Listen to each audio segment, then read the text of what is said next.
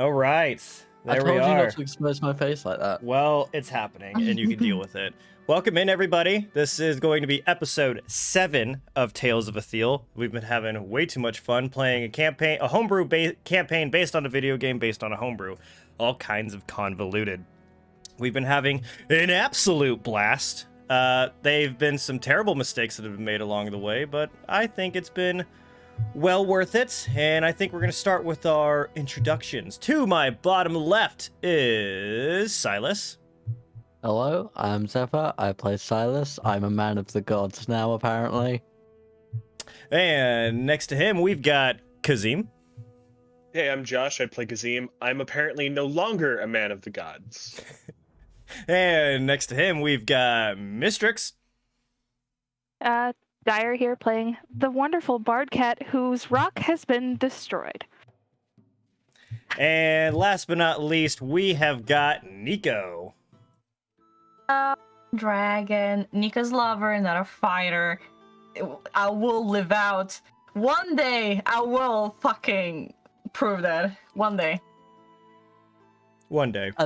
I think that what happened, you created punk rock, so for the universe to balance itself out, your rock had to be destroyed. Look, I blame, and I'm gonna say this in the way that the cat would out of anger, I blame the bird. It's all the bird's fault. Oh my fucking god. It's going down.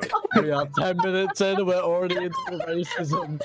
All right, ladies and gentlemen, I think it's time for us to get started with our amazing tale of mystery and wonder, the Tales of Ethyl. And one more time, I'm going to play our theme song again because I love it so much.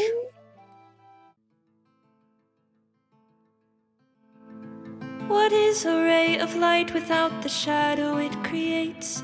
What is the darkness without desire for flame? What is a warrior without a worthy foe? What would you like to do? It's time to roll. When the lines between good and evil are blurred, no one knows if there is Dune or Pelor came first. An ancient struggle throughout all time to push against the other keeps both upright. Is the coming chaos worth the peace? Is it all just a puzzle to complete? A one-sided coin can't exist, isn't real, and thus goes the tales of Ethyl. Thus goes the tales of Ethyl.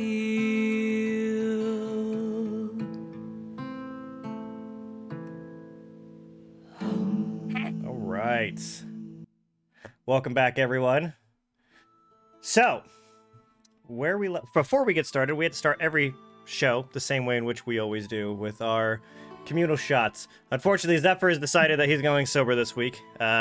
Good luck on your journey for this week, but hopefully you'll join us next week. But to the rest of you guys, here's to the campaign, here's to the fun, and here's to the friends. Cheers. Tink.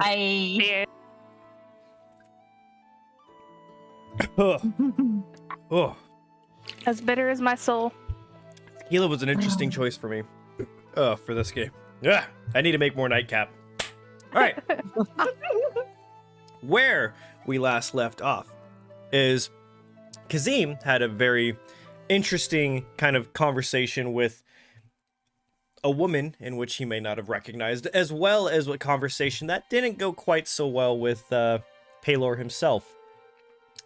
But able to continue on throughout his night, Mistryrix has done a little bit of investigation for the bird in which they saw that they did both recognize, but managed to discover that this isn't quite the one that they were looking for, weirdly enough.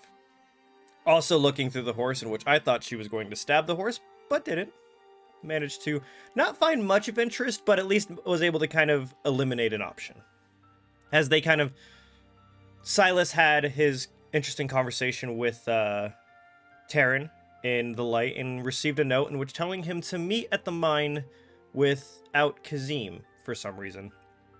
With some quick thoughts and some interesting plays, they did manage to split the party again, while Mistryrix and Kazim decided to go off in search of their stolen rock after learning that one that they have isn't real. After some detective work and some visiting of old friends, they found themselves at a bar, and Kazim managed to hire somebody to help look for it, at the same time of some terrible rolls by myself. Shattered said false rock, but perhaps there's going to be a way for us to fix it so that Mistryrix can stop crying openly in the middle of this bar. While this interesting interaction was going on, our other two, Silas and Nico, met up with Terran.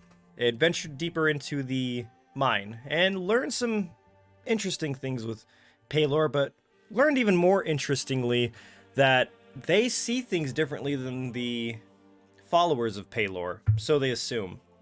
Could this be that there is a god messing with their perspective, or perhaps the perspective of the people of Pelor? Could something else be possibly going on? We're not too sure yet, but they were brave enough to venture forth deeper into this tunnel that they learned their curiosities from and found a very familiar enemy that they've met before, one more powerful than they thought, learning that this enemy also doesn't seem to have the anchor in which they're looking for. Confused, this monstrosity has decided to attack them, and Nico had just turned invisible to try and get away from the sight of the doppelganger. So I'd like to ask Silas and Nico, what would you like to do? Bonus action. Okay.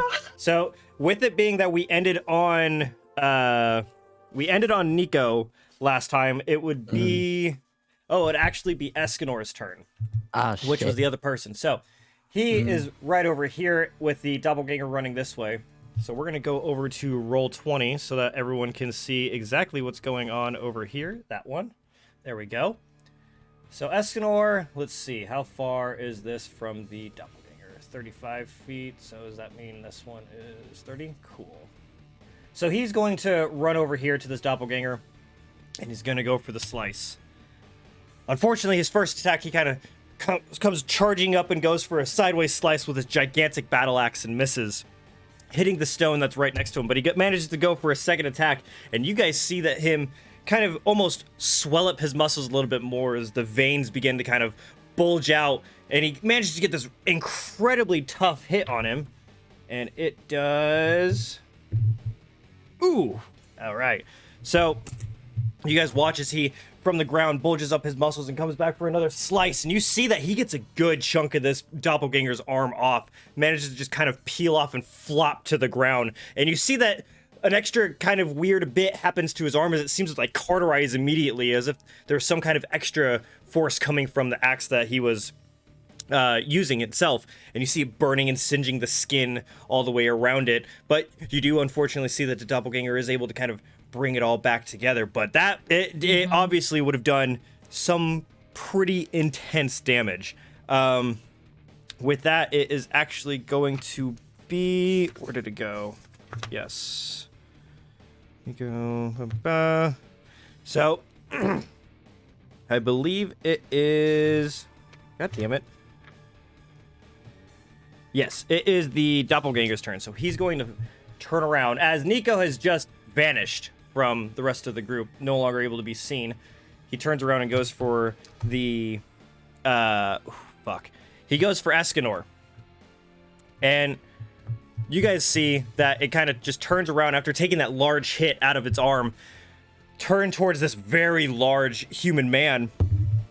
And you just see all of a sudden, Silas, with you behind Escanor here, you actually see the tail end of this. Nico, you get full sight as the doppelganger, now is a more feminine orc, that Silas does recognize, kind of looking up at this man. And in front of you, Nico, you just see this blade just go from the bottom of his chin out the back of his head. Silas, you see it just kind of bolt out the back. You see blood splurt against it and fall on the ground behind him. And he just drops to the ground.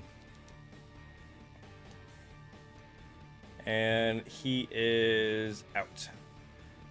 No longer breathing. And then he's going to look over at you, Silas. Let's see. He's going to move... Wait, actually, let me see. How close can he get? So that's 40 feet. And I'd like you to make a dexterity throw, please. Dexterity save. I was gonna say, yeah, right. Okay, it's that one.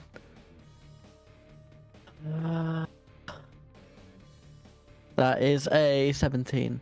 So you're able to kind of leap out of the way as this doppelganger seems to just kind of bolt towards you incredibly quick.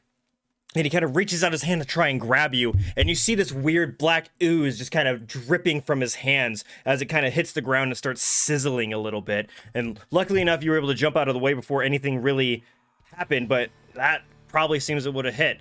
It would have been done some massive damage. So we are going to go over to Silas. Okay, I grapple.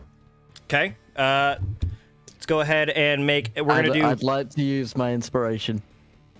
Okay, so we're gonna do. You gave me like 5 sessions ago. We're gonna do contested. So just to let you know, when it comes to inspiration, you can roll first and then decide if you're gonna use it before you find out the outcome, but after you see how much you roll. So if you get like a nat 20, you don't use it. Yeah, okay, but I'm probably gonna use it just to be safe. Oh, what? So what am I rolling? Strength. Pure strength, athletics? yeah? Yeah, pure strength. Or you could do athletics too. I'm Because, doing athletics, alright. Okay. I won't use the inspiration in that regard because that's a dirty 20. 15 plus 5. Dragging this dice is better than the other one. so, as you are you kind of leap forward towards this guy. You step back as he swipes across trying to grab you, but he isn't able to connect. And you're able to kind of get him in a bear hug and squeeze him in, and he seems kind of locked in. He's now restrained. Very specific detail. Whilst I'm grappling him, I'm covering his mouth. Okay. Interesting. Yeah, I'm too far away. Easily enough. Is there anything else you would like to do during your turn? That's my action. Don't have a bonus action, so I will leave it there. Okay, so Dragon, it is now your turn.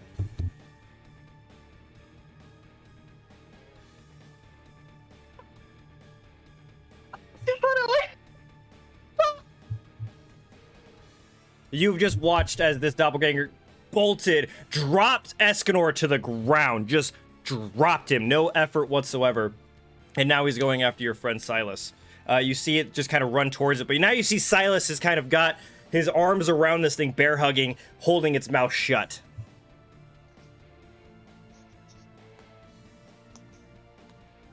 Me? Oh, fuck.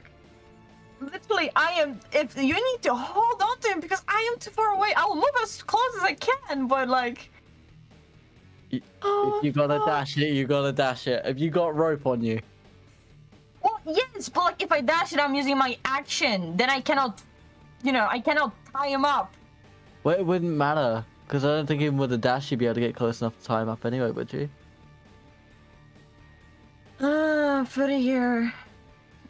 Oh, should just be able to make it, but... Well, then I'll have to hold him for this turn if you want to do something when you get to that point, because he still can't see you. Unless he has blind sight or true sight. I doubt he has blind sight, so...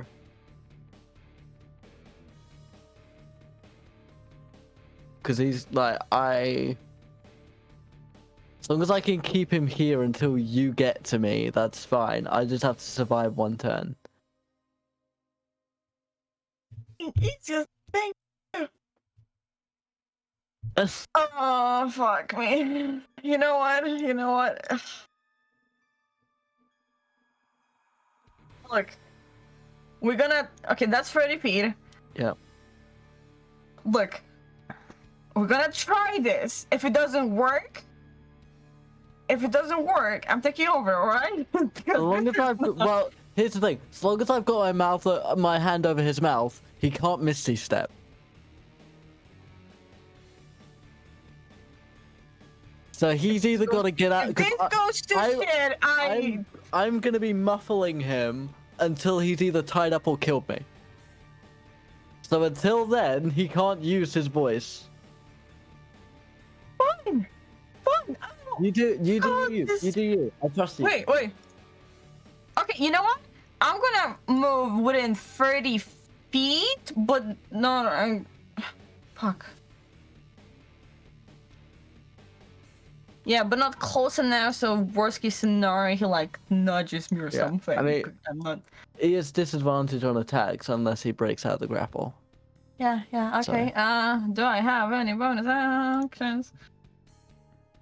And I have to be fucking closer for that. Actually, you know what? Instead of moving 30 feet here, I'll just move to the point right behind him. It was 30 feet away. Yeah, I saw. And for a bonus action, I'll use my Celestial Revelation, which is the Necrotic Shroud. Okay. And that is the Charisma saving throw of 15. Okay. That is a 17. He made it, didn't he? I can't use my, how is it called, inspiration to make him reroll, right? I can't do that, No, right? it doesn't work like that. No, Unfortunately. fuck. Well, it still works, but it's like... Yeah, now he's not scared of you, so. Yeah, he's not scared of me, so fuck me. The other part of it will still work now, so that's okay. Okay, you know what? All I can currently do... Okay. So it is now the doppelganger's turn. Now, I'd like both of you to please make a dexterity saving throw. Silas, because you're grappling him, you're going to have to take this at disadvantage. I'm going to use my inspiration to make it a flat roll. Okay. 'Cause I was saving it for this fight. I was Okay. saving it for when It's a I good come idea. face to face with this 30. motherfucker. Dexterity saving throw, 17 plus Dirty 1, 20. 18. Dirty 20, 17 too. Okay, so...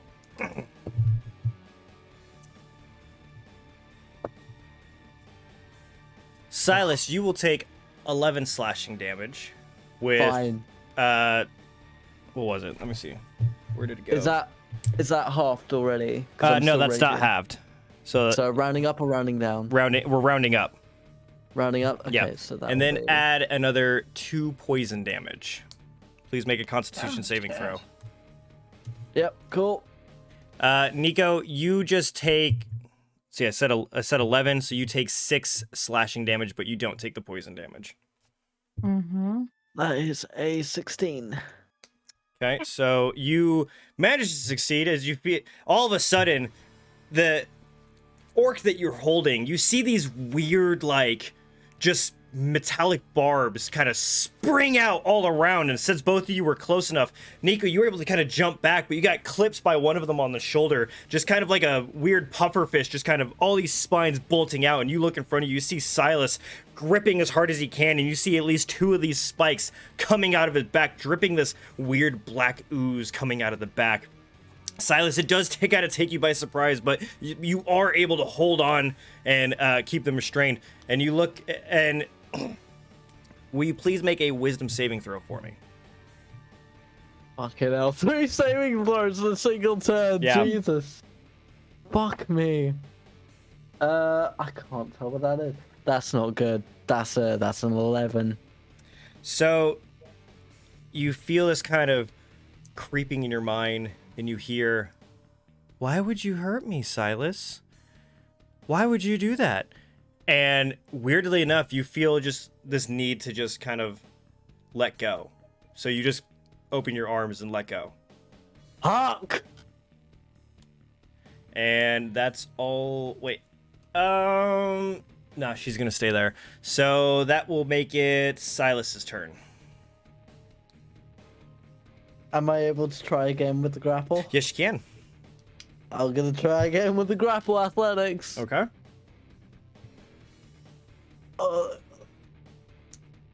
What is that? That's 9, not a 6. 9 plus 14. Unfortunately, they got a 22. Fuck, I was never beating that. Yeah, they rolled really good on that one. So you can try and Yeah. go for a another grapple to try and hold her down, and she just kind of backsteps a little bit, looking at you. What else would you like to do? That was your action. I just don't think there's anything else I can really do. Fuck. Yeah, no, because I don't want to move because I want to support Nico. Okay. So yeah, I'll just end my turn there. All right, Nico, it's your turn.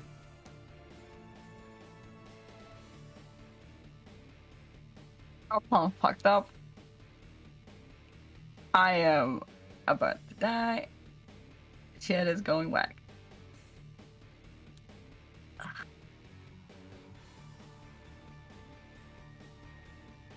Sure.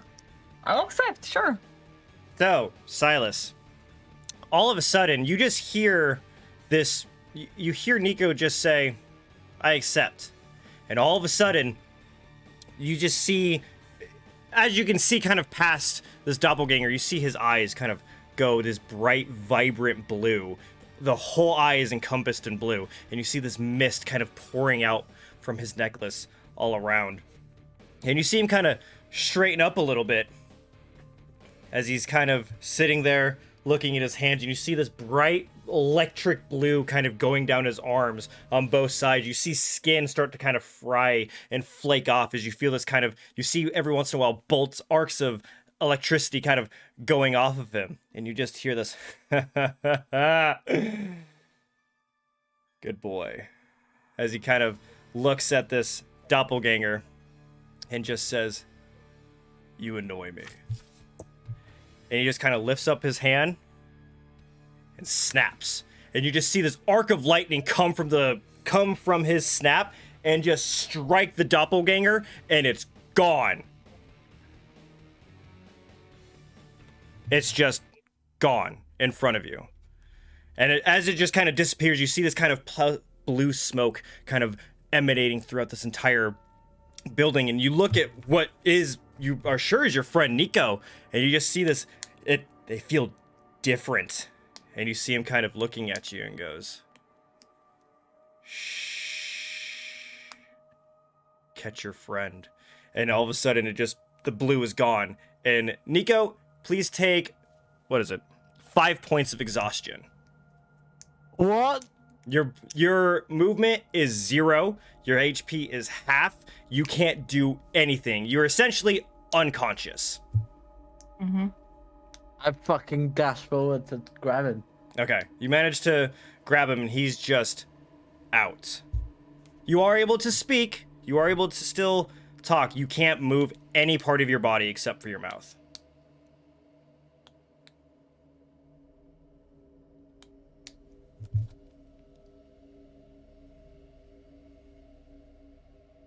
More than I thought it would.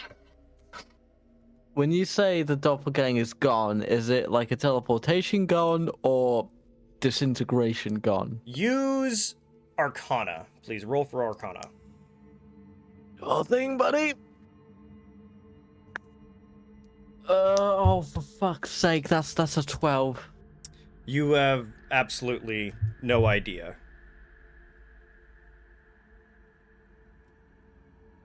I'm gonna make sure Nico is rested and then go to this sort of central, I guess, altar where the anchor should be. So you go over to the altar. Are you gonna do anything? Are you just investigating it? What are you doing? I'm investigating the altar. Please roll for investigation. Yeah.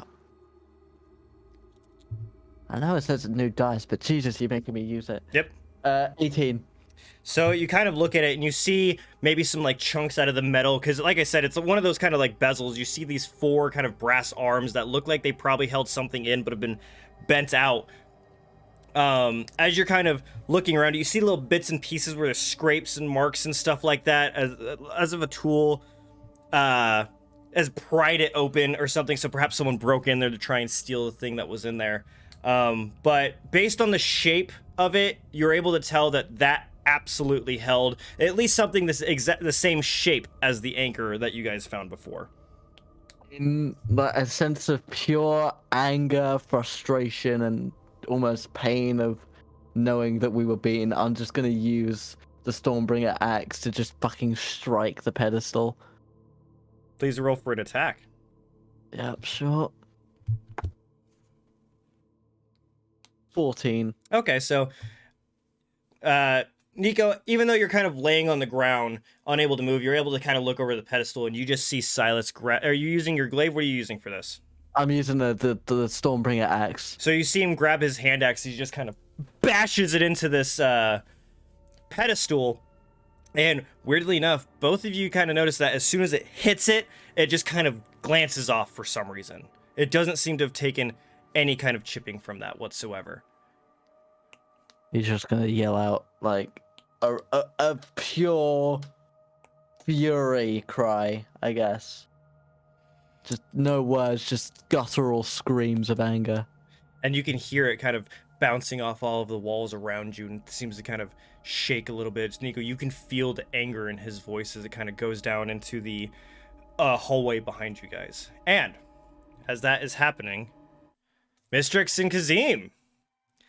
Mistryrix is in the middle of this bar, weeping at the bag as she's sitting there trying to heal it. Please, for the love of God, heal!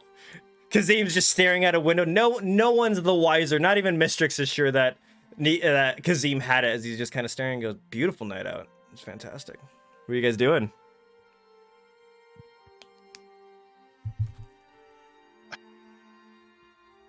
I think Kazim's okay. gonna get out of dodge.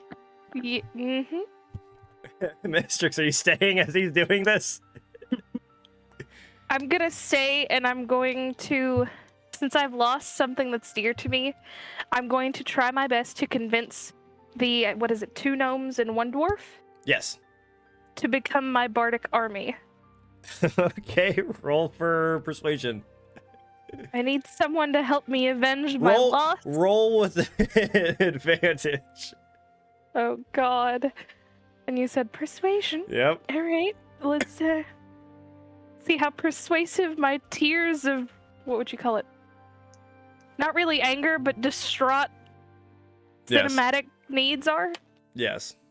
That is a 19 plus 7. Of course.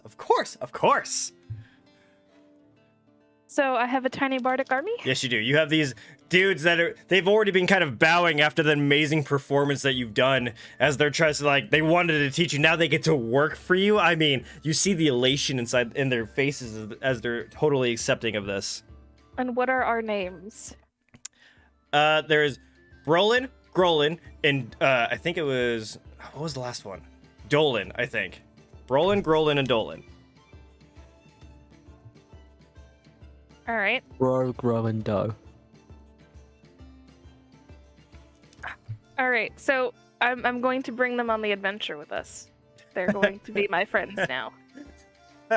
So you're probably going to need more information on them, Bestie. Good luck with that. Fuck, okay. These random people. Which one is the dwarf? Is it Dolan? It's because Dolan. the D in his name? Yes, it's okay. Dolan. The D is the dwarf. Got it. He is the dwarf. God damn it. I had to make full-on character sheets for random ass bards. It's what happens when you break my toys. So, as you're sitting there conversing with them, Kazim, are you trying to sneak out, or are you just kind of walking out? I think I'm gonna sneak out. Okay, roll for stealth. With advantage. Now he chooses to be stealthy. Fucking living with the shame, is he? Okay. I have to find him and tell him that it's broken. 19. Oh God. No one has any. All of a sudden, Mistryrix, you just kind of look over where you thought Kazim was. He's gone. Kazim, All you were right. confident that no one noticed that you left. You just walked right out, easy peasy. She's gonna say in a slightly loud voice, just enough that she hopes that wherever this idiot went, well, at least I'm not all alone if something happened. Kazim, with your passive perception, you totally heard that. I'm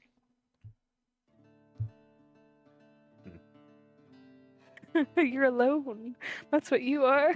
I'm alone. There's no one here beside him. Oh my God! Don't make me start singing that song. I mean, my troubles are all gone. No, they are not. They follow yes, you everywhere you Yes, go. their troubles are gone because you broke things. Anyway, I'm I'm going going- to take them with me. So, Okay. So they're walking out with you. Kazim, what are you doing before they walk outside? I'm gonna fly up onto the roof Okay. and just try to stay out of sight and tail these guys.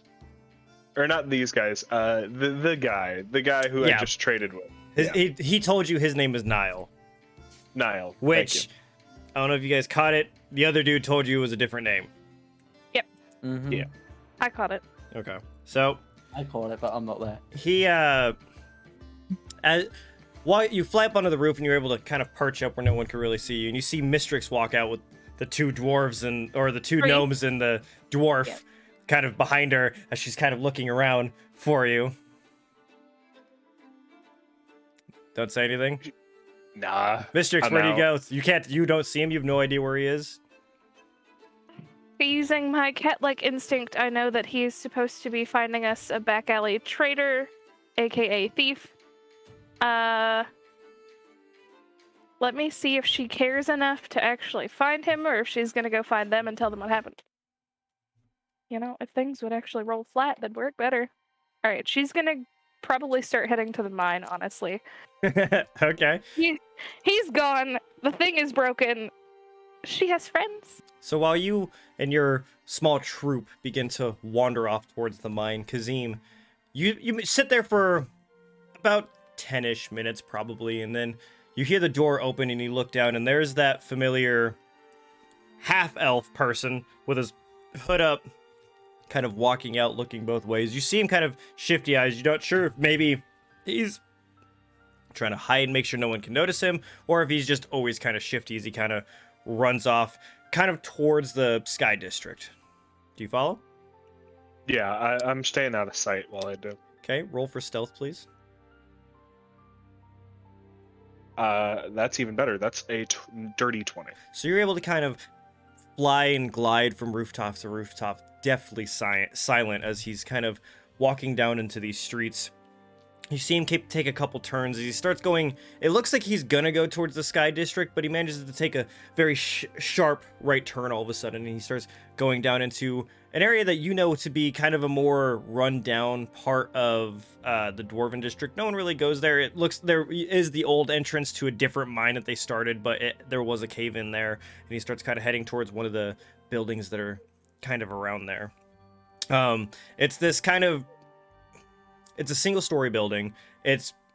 Think of a Minecraft starter house, just kind of a square with some stone pillars and some just wooden walls. Very simple, very basic. You see that there's got a couple windows on the outside. Most of them are busted in. Seems like this place has been kind of abandoned. You just see him kind of walk inside as he's being able to sneak up over to the window. You see him kind of going through what looks like maybe he's camping there from what you can tell. You see a little bedroll and another little bag that's kind of there. And you see him kind of rummaging through the things that are around him.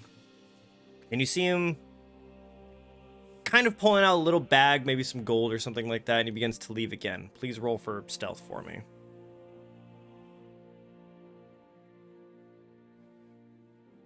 Any chance I have inspiration and I just don't know about it? Did you use your inspiration already?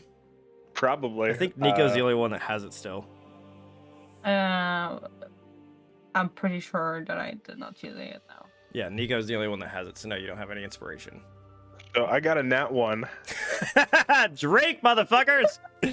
Oh, first nat one of the nights. Oh, shit. I'll join you with that. I like how we made the rule of, oh, you guys drink and I don't have to when you nat 1, and yet every time someone's got a nat 1, he's chosen to drink regardless. Karma, I drink on 20s too. Karma, if we're your excuse to drink, just tell us before the show starts. Zip, the best part is he now has 3 characters that if they roll nat ones, he has to drink with us. I don't have to. I'm just being nice. And I like drink. I'm socially drinking, okay? How drunk could I possibly get in 4 hours? Come on. Let's have a look at last week's session. Okay, all right. I want to talk about it. I got real drunk last session Karma, too. this is where you edit in the flashback. Oh my god, I totally will. 100% on YouTube. I'm gonna fucking do a little flashback of last week. Yeah. But Kazim, as you are you see him kind of start walking out towards the front door, and you very audibly accidentally go, "Oh shit!" And he kind of stops, looks at you, makes eye contact with you, and goes, Are you following me?" No. Why would you think that? Roll for That's cra- deception. That's crazy. Who would- Deception? Yeah. That's an 8. Okay. So, Dude. you hear him kind of go, "Right. I can't work knowing you're there, so mayhaps you find something better to do, friend." Yeah, that's a really good point. See, but like, I wasn't following you per se. I was just going in the same direction as you. You have already lied to me one time. Please don't It's do not- it again. I can very easily tell that you were in fact following me. All right, mate. Okay, technically, I was following you, but I'm just gonna go. I'm gonna fly away and just up like a block Oh away. shit! So you see him kind of watching you as you kind of turn around. You see him staring at you as you're flying away, and he doesn't do anything until you're out of sight. You don't see anything. Where are you heading? Are you heading towards the mine? I guess. Okay. So So my plan's kind of just on hold until tomorrow. okay. I don't trust that guy. He uses the word mayhaps. Very untrustworthy. So, as you guys are kind of heading towards the mine, Silas, as you gutturally roar out in anger towards this, and you turn around back towards Nico, who still can't move, and you look and you do see that these scorch marks all over his body. It seems like. Do a medicine check for me, actually. That's not very good, is it? That's a 7. For lack of a better term, it looks like energy exploded out of him. It's very weird. It's odd. I'm just gonna pick him up and slowly carry him out of the tunnel. I will look down that northern entrance that I assume the doppelganger came out of. Do I see anything down there?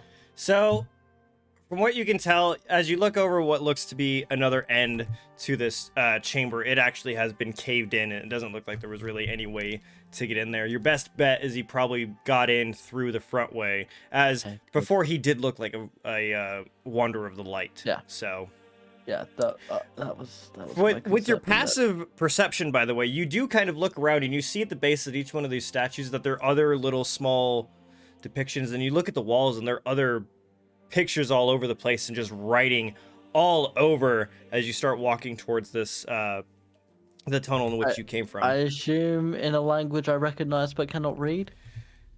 Yeah, from what you can, it's the same language that's been in all other parts of this cave that you haven't been able to read, and it seems to be kind of all over the place. You see in some of the pictures that there's these big scorch marks or these big like score marks going across, like someone's trying to cross something out. Or you do see this weird one kind of by the entrance. It looks like a new one that's kind of very crudely engraved in there. Everything else seems to be chiseled very perfectly, but there's one large square that seems to be chiseled in there very poorly, very badly, almost as if in a rush. But Yeah. I'll let the others deal with that. as you are carrying your friend towards where Terran was, in which you guys had left him, are you guys gonna talk to each other? Because, like I said, Nico, you can talk. I'm gonna go to Terran. Mm-hmm. Sorry, Nico, if you want to say something first, go ahead. No, it's good. Escanor is dead. The doppelganger was in there. The anchor has been compromised. Find Mistryrix. Find anyone who can understand languages and have them help her. The scribblings Nico and I saw cover the inside of that chamber. I need to take him. He needs a healer. I just need rest. You know, go to sleep, you'll be fine. Silas assumes you're dying. He's not good at medicine when it comes to angel people. And in all fairness, Nico, as you do kind of like see your arm kind of dangling about as you can't move it, and you do see these weird burn marks all over it. You see that what looks to be like these almost holes coming out of your arm. Your body looks like it's been shredded.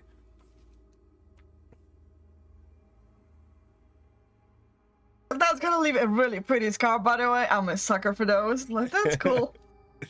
I'm gonna walk after talking to Terran. And once Nico's done talking, I'm just gonna carry him out and take him to the light, because I assume there's healers there. Okay. So yeah, Taryn just goes, "Oh yeah, yes. Well, please, we must go." And you said Escanor is dead? I'm sorry. What was in there? The doppelganger. You see his eyes kind of go wide and goes, They took it. Oh Someone took it. The doppelganger didn't. He was looking for it. He searched our minds. Somebody else got here before us, or he did. There's a third party at play. Roll for insight. None of these I'm proficient in. Wait, both of us or just him? Although Nico, you Sorry.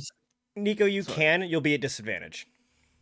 I mean, I'm at disadvantage, like, regardless because of fucking. That's what I'm saying. You'll be at disadvantage because of your exhaustion. But I'm not proficient in it, but that's a dirty 20. a dirty 20. Okay, so he kind of. What did you get, Nico? Yeah.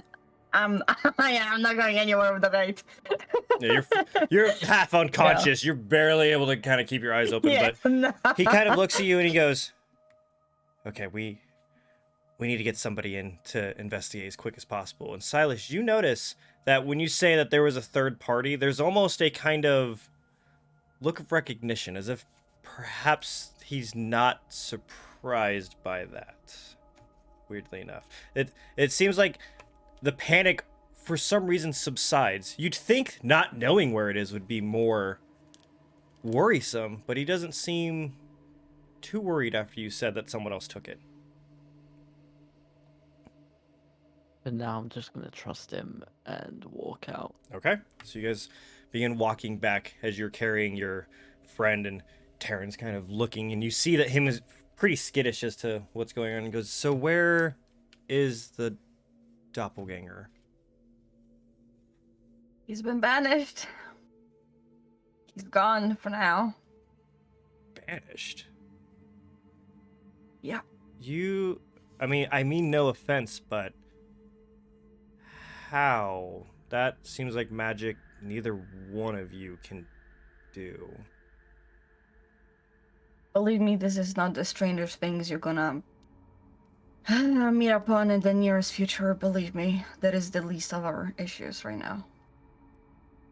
So you see him kind of, weirdly enough, kind of back off from Nico for some reason. He seems a little scared. Silas, you kind of don't give a shit as you're walking, continue walking. Silas is way too depressed to give a fuck about anything right now. As you you guys make it to the lift and begin, you see that that Terran kind of pulls on a rope that's next to the lift, and you hear a very distant bell kind of ring as all of a sudden you hear a very sudden jolt, and the entire lift begins to go up into the cavern, back in through the large hole in which you had descended into originally.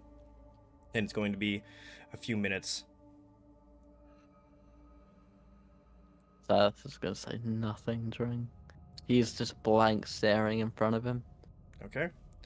So while you guys are slowly ascending out of your pit, Mistryrix and Kazim. Mistryrix, you managed to get to the mine before anyone else is really there. You don't see anyone around at all. You see a couple, like, guard or two walking, maybe patrolling, kind of looking around, making sure that the locks on some of the equipment is nice and secure. But don't seem to be paying much attention to you. You do notice every once in a while that one of them kind of gives you a weird look, but you kind of chop it up as it's to the fact that you're obviously not from around this area. More intriguing than it is suspicious of you.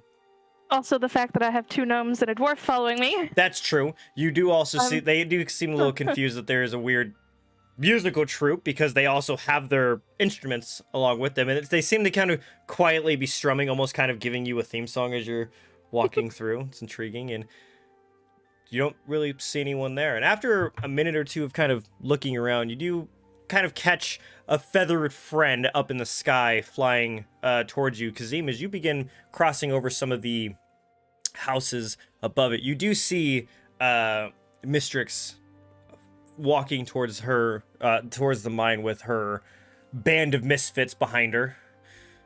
And yeah, Kazim manages to land and you guys are able to meet up together. Are you going to do anything as you wait for your compatriots? Are you going to look for them? What are you going to do? Well, she doesn't know that he broke it, so she's gonna inform him teary-eyed and kind of... The fake rock is... Let's just say a cocaine addict would really enjoy it. Oh no. That's news to me. Oh no. Roll for deception. Please. Oh my god. Come on, we've just That's had nat a nice 20. cocaine. Oh my god. That's not funny. Oh, you hooker. You've he's genuinely surprised by this. Oh no, I'm devastated. Oh no. You're too distraught to notice the sarcasm in his voice. Well, to make things a little better, I now have more bardic inspiration for the group. As you say that, you kind of look at the 2 gnomes and the dwarf behind her, and you just hear, hello, hello, hello. So, Would you I'd like to know their the- names? The other gnomes think that this guy is just a big gnome. I don't think I do want to know their names. I think it's better if I don't. It's really cool because they all rhyme. I'm Grolin. I'm Brolin. I'm Nolan. Okay, one of you is gonna have to change your name. I'm going to take them with us. They're going to be our helpful hands, in a Cannon sense. fodder? And they're gonna be boostic bardic inspiration for the group. Is that just the nice way to say meat shields? What is happening here? It means they're gonna play music for each of us individually all the time. Each one of us gets our own gnome or dwarf. Each one Almost comes like up with their North. own theme song for their. Yeah. Okay. I have myself, so I don't need one. All right, I call Berlin. All right. Hello. And this small kind of, he's like 3 foot tall. Gnome kind of walks up and he's got his little lyre. He's got his lute in his hand, and you see him eager. He's obviously much younger than the other 2 in the group, and he seems very eager to see another Aarakocra. Alrighty, Brolin. You and me, we're gonna take on the world together, buddy. Because the Let's go. And you see the other 2 go, We'll wait. It's okay. We have an ASMR and an orc friend that you all can play songs for. About the ASMR. Oh, Brolin, The don't forget, ASMR. this is your new favorite song, and I'm gonna hand him the sheet music to Prince Kazim. Okay. In response, I am going to cast. What? I'm burning the sheet of paper. That is not getting into Brolin's hands. Roll for Dex. Ooh. Ooh. Which one of us? Both of us? Kazim. Dirty 20. That's a 17 plus 3. So as you begin to hand it to Brolin, Kazim, you're able to snatch it out of Mistrix's hand just before, and he goes, "Come on, let me see." Not happening. It's gonna be great. It's okay. I'll teach it to you later. It's fine. Great. Awesome. So you wanna take your gnome with you, your friendly pocket gnome, and I will take these two and go deeper into the mine, and you check out here and see if they've already left. Just to clarify, he's not my gnome. We're just hanging out. Your pocket gnome. He's He my sees bro. the I'm his frogs for Brolin. you. There you This is a go. Sentient Brolin. I mean gnome. Fuck. This is a sentient living creature. But he's your best friend now. We're He homies. is my best friend. We're homies. We're chill. We're. Well, take your he's friend. my best guy. you see Brolin, this 3-foot guy, kind of go up against Kazim and do this kind of.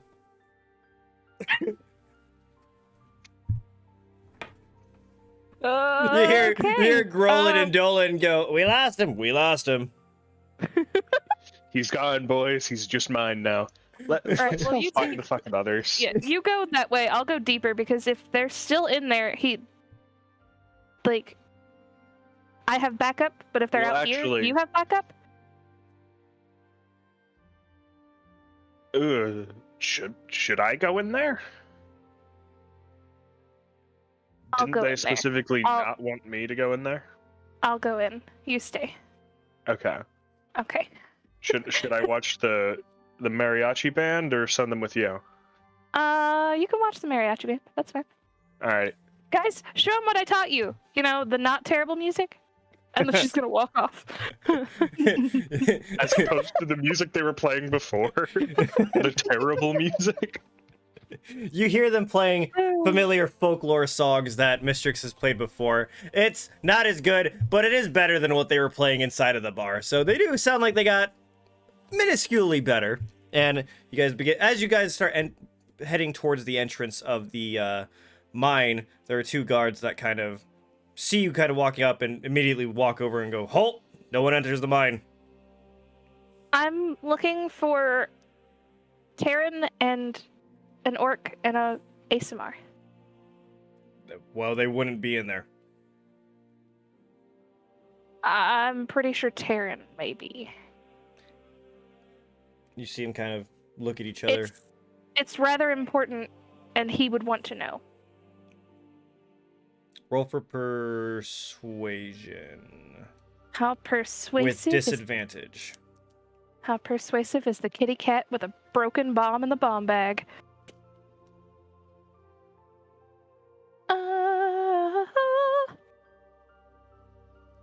22. That's with disadvantage? Okay, that makes it a dirty 20. What do you want from me?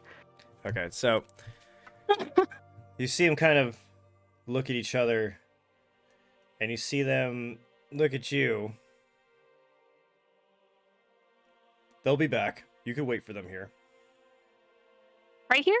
Right here. Like in this very spot? You see them kind of lead you over to a little bit closer into the mine, but you do see that there seems to be some kind of gate that's in front and goes, we can't unlock the gate, but you're welcome to wait for them here. You mind if I play music? I don't see why not, I suppose. Promise I won't do anything sketchy. I'll just sit here and play music.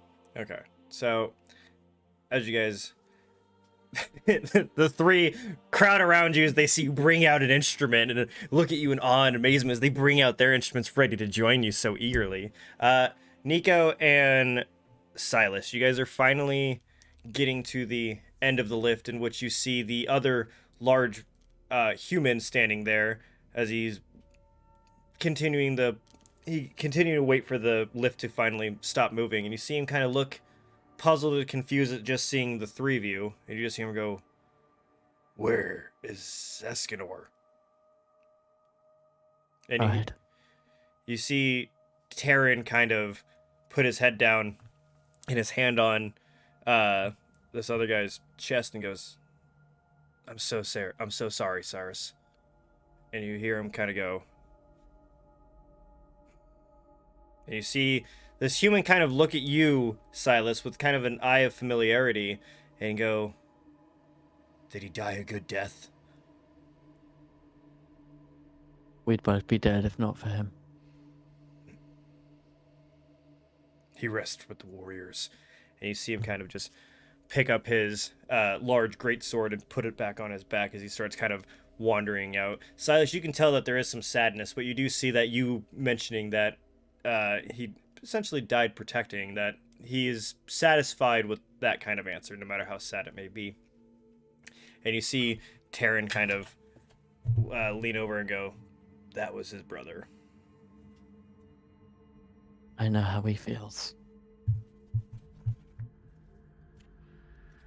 Well, you guys start walking out of the minus. You see Taryn very upset with himself, it seems. Just based on the kind of mood, you can kind of gather, especially you, Nico, you can kind of gather that he most likely blames himself for what's happened that night and for him losing Escanor. It seems to be hitting him a little bit harder than you might have expected for just like maybe an employee. But yeah, it seems to hit him rather hard as you guys are kind of, he's silent through the entire trip back out of the mine. Are you guys going to say anything? Talk about anything? We should have known. We should have fucking known. We should have sent so many other people there with us, or like just anyone else really. We should have known. The more people Silas. that know, the more people are in danger.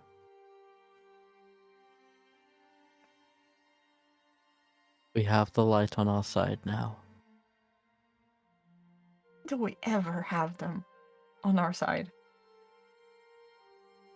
All of this could have been avoided, like really. Honestly. We knew something sketchy was going on in that fucking cave. And we went regardless. It's the most protected part of the city.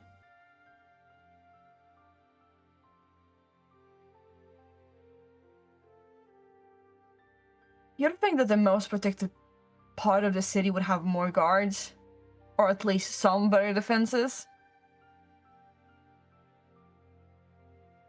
We did what we could. Nico, as you're saying this, you are kind of, as you're in Silas's arms, you can kind of see behind him, which you do see Taryn walking behind you guys, and everything that you're saying, you do see him kind of stopping for a second and kind of balling up his hand. It's totally not a jab into his ego. Totally not a jab into his ego. You see his fist kind of balling up, and you can see, you know, every once in a while, just a tear kind of dropping down his beak as he continues to, as he continues to trail behind you guys a little bit slowly. Silas isn't going to say anything more. No one ever fucking believes us. So as you guys are continue walking through, you see Saris, which is the other tall human, opening up the gate as Mistryrix and Kazim, and weirdly enough, 2 gnomes and a dwarf are sitting there playing some kind of quiet music as you guys are wandering through. And Mistryrix and Kazim, you both see that in Silas's arms is Nico, badly burnt and all over the place, unable to move. You just see his eyes kind of in and out of consciousness, kind of, as it looks like he just got devastated. He's alive, but both of you can kind of tell barely.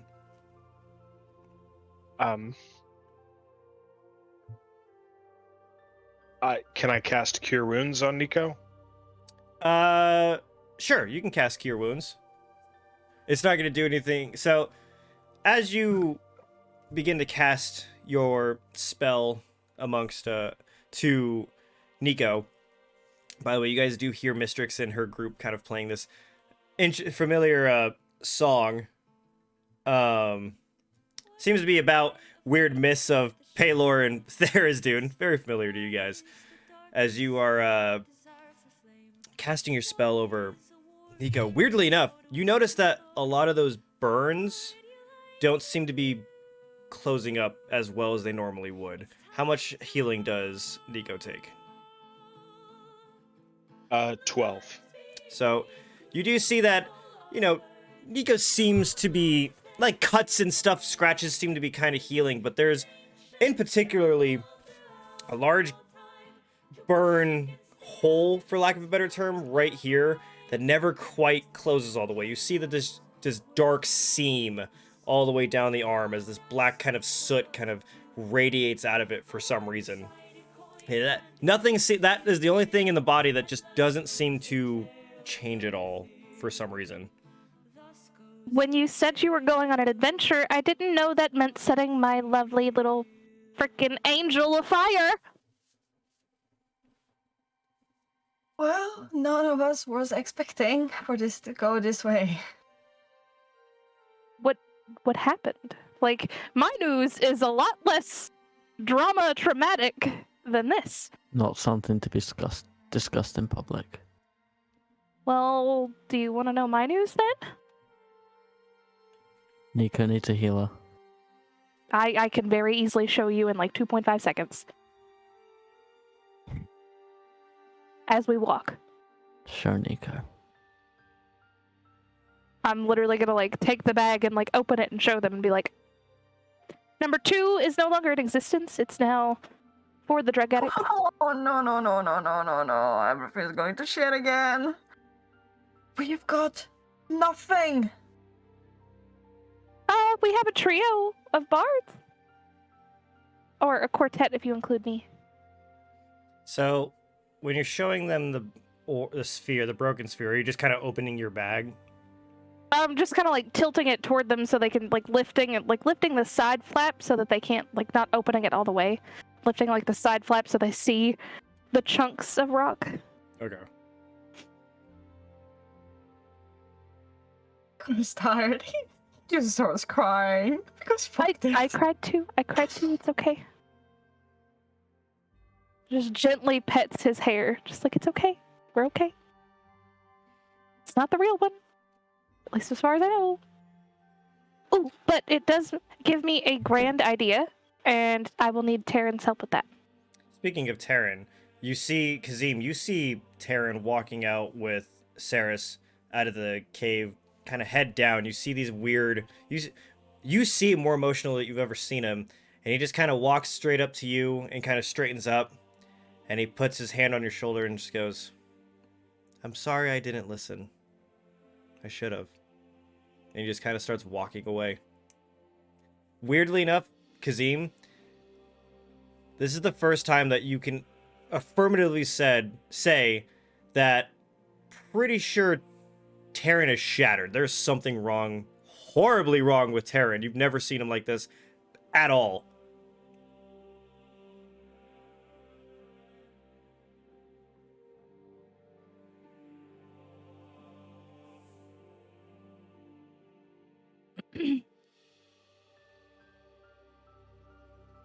I'm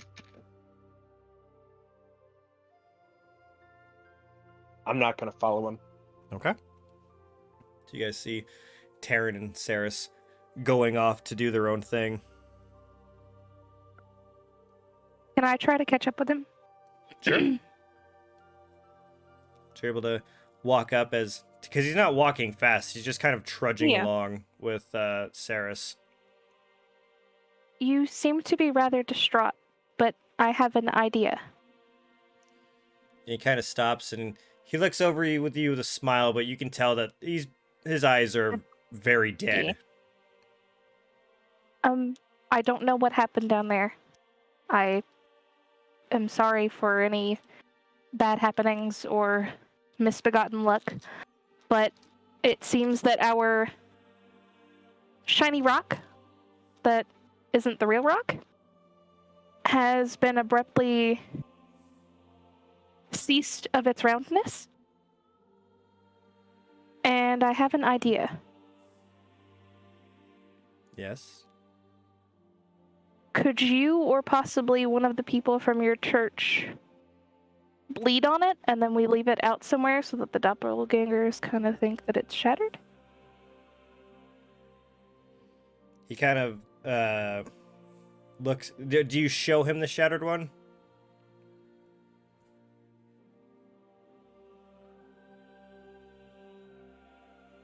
How close is the guard He's fucking right behind him. Well, then probably not. Okay. He kind of looks to you and goes, they already know it's not here. They won't buy it. There's no reason. Yes, but it could be used as a ploy if they figure out where it is. Why wouldn't you just put any kind of blood on it? At this point, does it At really this, matter? it does matter. Because only a certain kind of blood can affect things, right?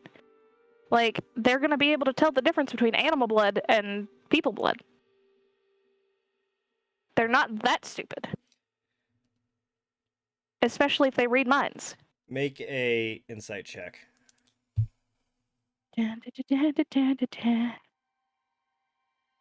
I'm always on the wrong page.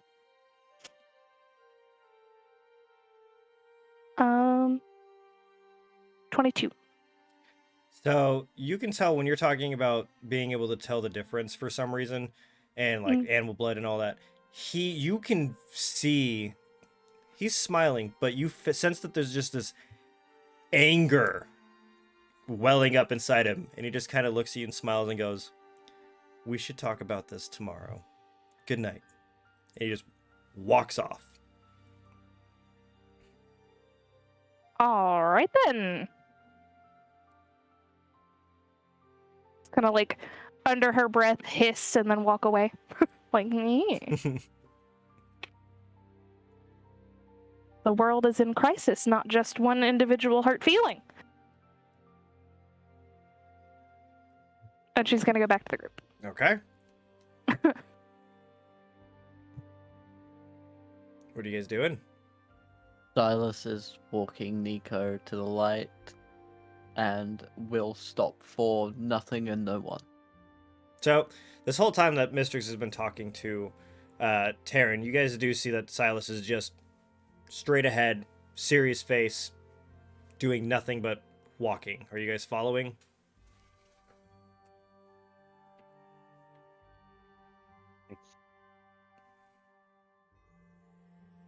No, Okay. I'm not gonna follow.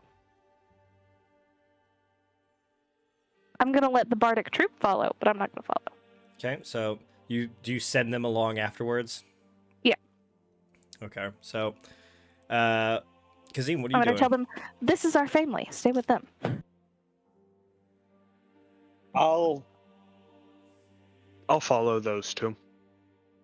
Okay, so Mistryrix, you kind of go off on your own and send the troop behind him. And you see them all kind of very confused, maybe a bit worried as to what they just got themselves out into, because they thought they were just joining like a little band, and now they're seeing someone that looks horrifically injured coming out of a mine, and they're looking around kind of like, what do we do? What do we do? What do we do? And you see, Kazim, you see Brolin kind of looking at you, kind of like, what happened? What's going on? What's happening? That's not normal, Brolin. Don't worry about it. That's You see him kind of, as soon as you say that, kind of, okay. And you see him kind of whispering to the others, and he goes, "It's not normal. It's not normal." And you see the other two, "Oh, okay." I'm gonna gently pat Brolin on the head and whisper in his ear, "Don't try to run. No one will believe you." Roll for intimidation with fucking advantage. I like that. That's 2 natural 4s. You are kidding. My intimidation makes that a 5. Okay, so you hear him kind of chuckle as he's just gonna think that you're just fucking with him. So he's like, Yeah, it's clearly a joke. It's clearly a joke. I'm staring daggers into his eyes. this guy. Look at this guy. Totally a joke. You see him like he's trying to laugh it off, but you also see him kind of be like, "Is he fucking kidding?" But while they are wandering off towards the light, Mistryrix, what are you doing? I'm gonna figure out what happened without them telling me. I'm gonna go back. So you're gonna try and go into the mine? Yes, and I'm gonna tell the guards that Taryn sent me back to collect something that he forgot. You see them both kind of, as you were talking to Taryn, they roll for persuasion with advantage this time. Well, that's a natural 19. 26. Okay, so they do kind of push open the gate as it doesn't seem to be locked anymore, and they kind of go, hurry, hurry, don't let anyone see you. And they kind of close the gate a little bit as they continue kind of walking about, and you are able to easily walk down into the cavern. As you start kind of walking down, I'm gonna need you to make either a really Throw it at me, Bestie. Let's go. I was gonna think because we had a guy operating the elevator for us. You don't have that. Well, Oh, not, yeah. not even just that. You don't know where to go. You don't know where it was. I do have dark vision. Yeah, And but- seeing as it's a troop of people that left and came one direction, all the footsteps would be close together in one direction and the other. We were in a cave. There Make wouldn't really be a footsteps. survival or nature check. Nature is higher by 1, so we're gonna go with that. Or the dice could roll off of the table. That's fine. 21. Okay, so it's pretty difficult for you to be able to figure out where people are, where their footsteps are, but you see what look like could be familiar footsteps of Silas. So you're able to kind of locate those as you've seen those before, and you start kind of following where they were going. I need you to make another nature check. That one is a 14. Unfortunately, as you start kind of walking down, you see it kind of getting muddled up by a bunch of different footsteps. So you see that there's, as you're walking, it almost seems to kind of disappear, and you start losing the trail a little bit. Make one more nature check.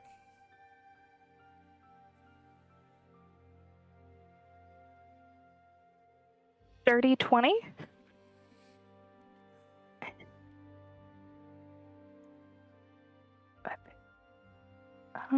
Okay, so as you keep kind of walking down, and you are for sure that Silas didn't go this way, so you start kind of looking over into maybe a couple different extra little hovels where they might have gone, and you're not really seeing all that much. Make an investigation check. Okay, better at investigation. We'll go with that. All right.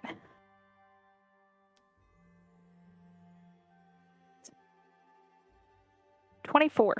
Okay, so you're able to figure out that there's this other one that's kind of hidden. It's weird. As you're walking down in the caverns, if you didn't know this was there, you were for sure you wouldn't have been able to see it. But as you kind of see Silas's footprints disappear, and you kind of start looking around and realize he for sure didn't go this way, so it means he had to have gone through one of these, and you're kind of searching through each one of these holes individually.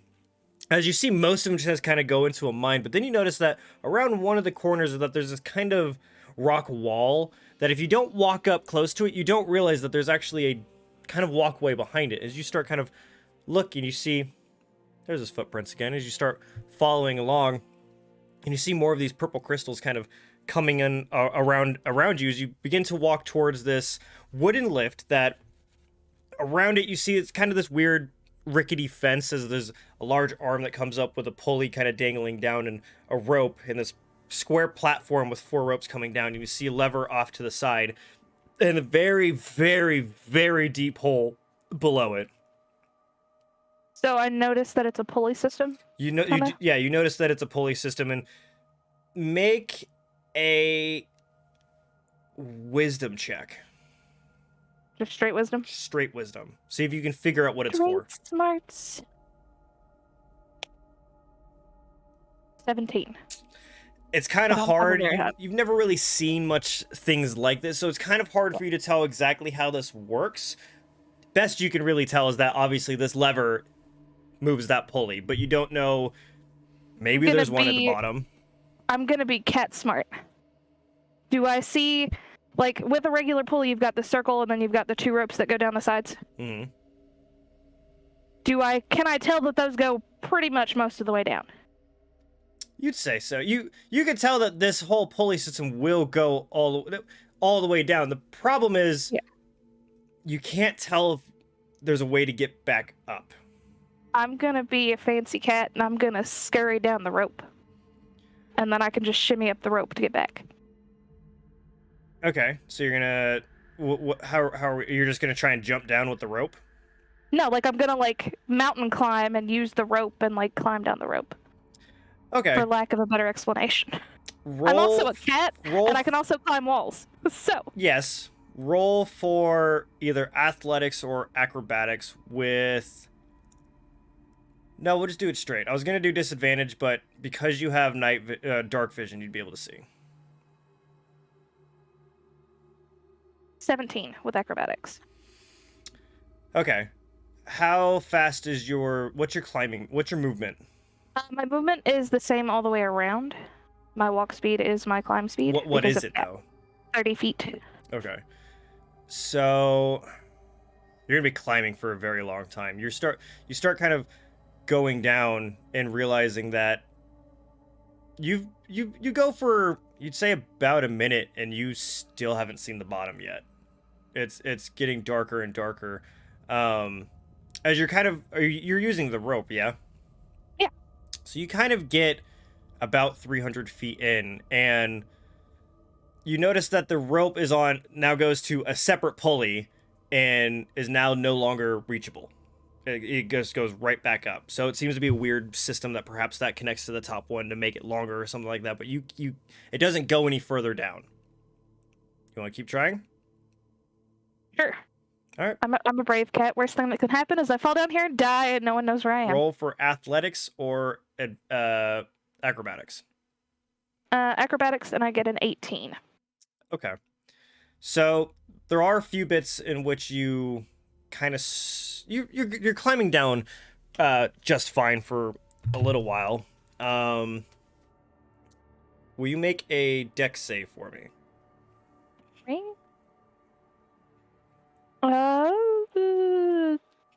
15.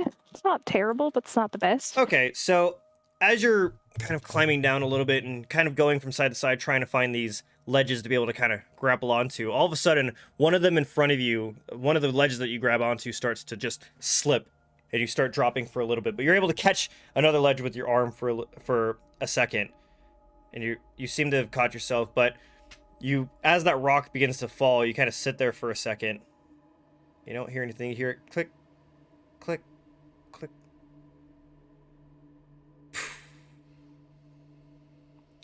It's a pretty long fall from what you can tell. Yep. Slightly more terrified, but gonna keep going. So. Okay, make another Truly. athletics or acrobatics. Sorry, guys. I didn't mean for this to take so long. 17 again. Woo. Make another dex save.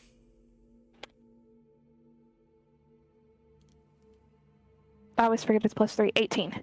Okay, so you start kind of climbing down a little bit more, and after a good while, one more time, your foot just kind of gets loose, and you kind of drop for a little bit, but you're able to kind of push off of the wall, and you manage to land on the ground below, and you're finally at the bottom.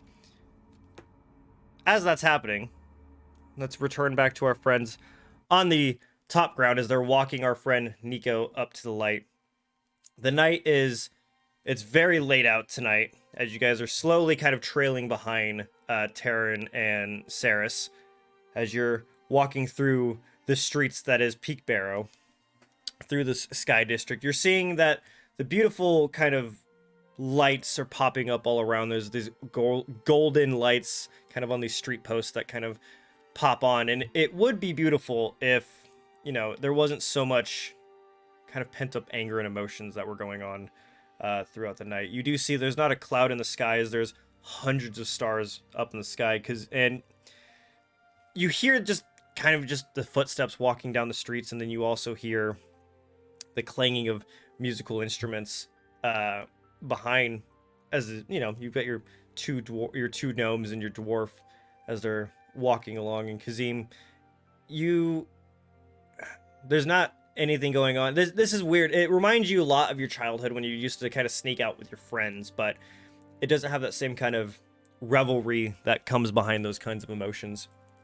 As you guys begin to walk up towards the light, Terran turns around and kind of holds the door open for you and directs you guys over to another ward off to the left, that as you begin to walk through the archway, you see that there's dozens of kind of hospital beds going down, and you see that there's not really anyone in there, And Taryn kind of leads to another bed and goes, you can set him down here. I will call for one of our clerics to come help. And he kind of walks out of the room. Silas Well? will just set him down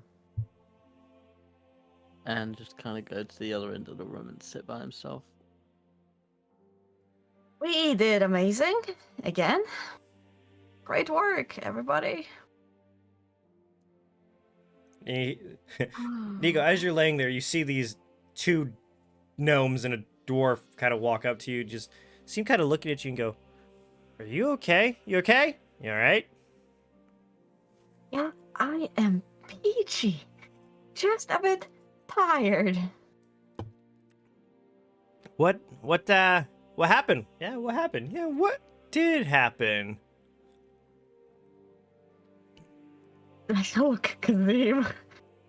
Well, a boogeyman got us, you know?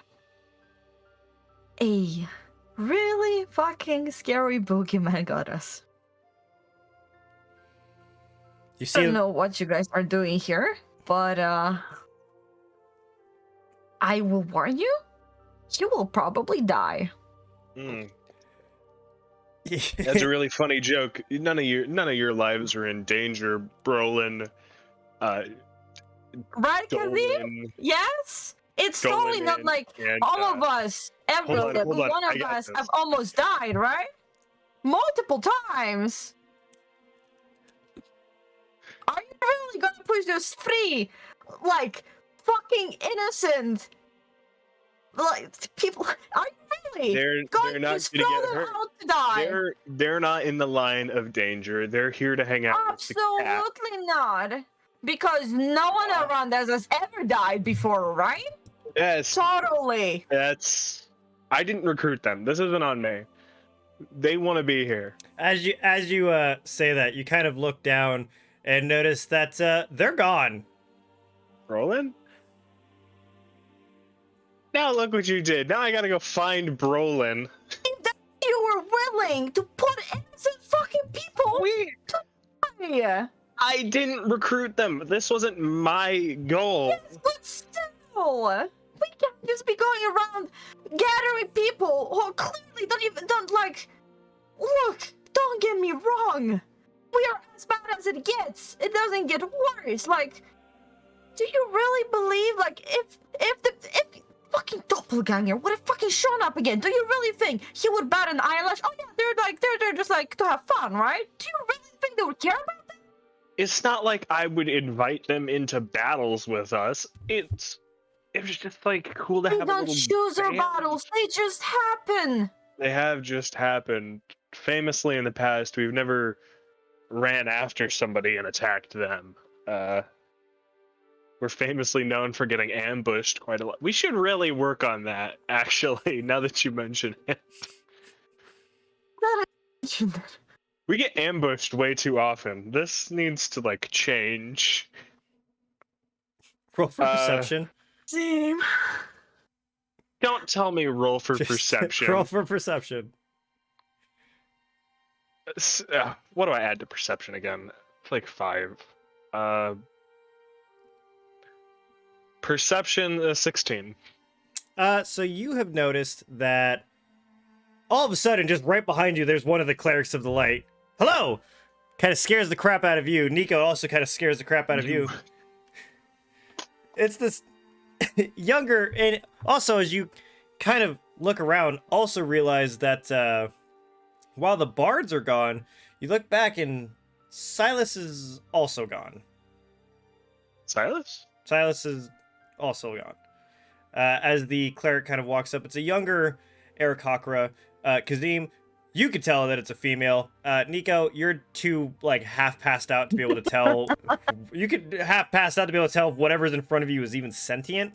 So Cool. you kind of see this Aarakocra kind of looking over you and goes, "I've never seen anything like this. What has happened to you?" As she's kind of picking up your left arm, looking at this weird scorch mark. Arcane mishap. This He smiles with a very strange smile. you see that she kind of takes these kind of tweezers. And Silas, are you watching this, or are you just what are you doing? I'm gone. That's I've right, not gone. Silas. I've left the room. Kazim, what are you doing? I'm probably just watching this, I guess. Okay, you see her kind of grab these little forceps as she puts them in between the seam that's in there and kind of pulls it apart a little bit. And Ew. Nico, you can't feel it. You can't feel anything. But Kazim, as you look in there, it's just like pitch black and the smell is horrific. And she goes, it seems to be rotting. And it looks like it. Excuse me for a second. And she kind of quickly gets up and starts walking out. I am dying. I'm gonna follow the cleric. I'm gonna go talk to her. Okay, so you see her kind of quickly walking out as she's heading directly towards the library. Ma'am, you can't just. What was that? She kind of quickly turns around and goes, "Oh, so your friend in there,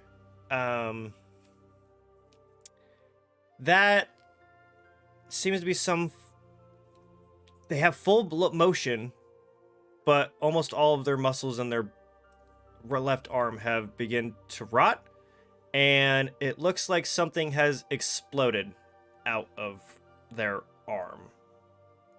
So I was going to go talk to perhaps some of our researchers to maybe look into that, because we have never seen anything quite like that before."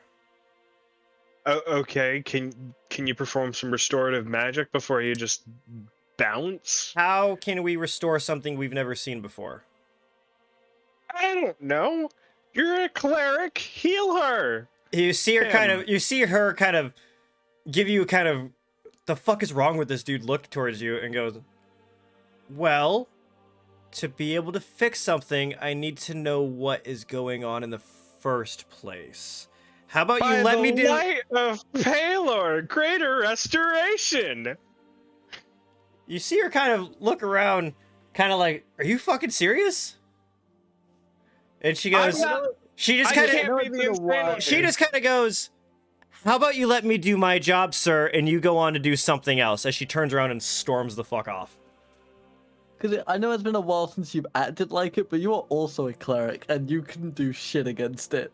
I don't have restoration. I just don't. It's not in my repertoire. As this is happening, Nico, by the way, you heard a lot of that because they were just outside the door. And Cool. you, as you're hearing all of that kind of happening, you look down toward your arm when there's no one left in the room, and you see this kind of blue light coming from that little seam, kind of almost zipping it up for some reason as it begins to slowly close, and then it just kind of glows a bright blue as you hear the much better. Checks out. You still see that it's not a seam anymore, really, but there is a scar that is there that is a much different kind of blue color compared to the rest of your skin. Okay, cool. Right. I would like to go back inside and talk to Nico a bit. Okay. So you, as the other cleric storms off, tired of your shit, we're gonna go off to Silas. Where are you going? Is there like a prayer room or something in this place? So you begin kind of looking around. Are you looking for yours, particularly? No, just like a place where someone can sit and pray. So you kind of walk up to the front, the reception, which is still the same kind of classy lady. She seems to have been there all day, weirdly enough.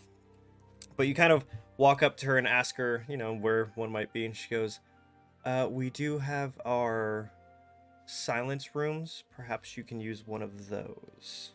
as she kind of directs you towards the way that you went with Taryn the first time, but she kind of walks you over to a much smaller room where she opens it up, and it just kind of seems to be a small pillow on the ground, essentially, with a very low table in front of it with what seems to be some sort of book on the front. And she goes, "No, it's completely soundproof in here. Generally, it's used for Pelor's light, so I must ask, please be respectful of that, as this is a sacred place for him." I mean no ill intent. She kind of bows for a little bit and begins to walk back.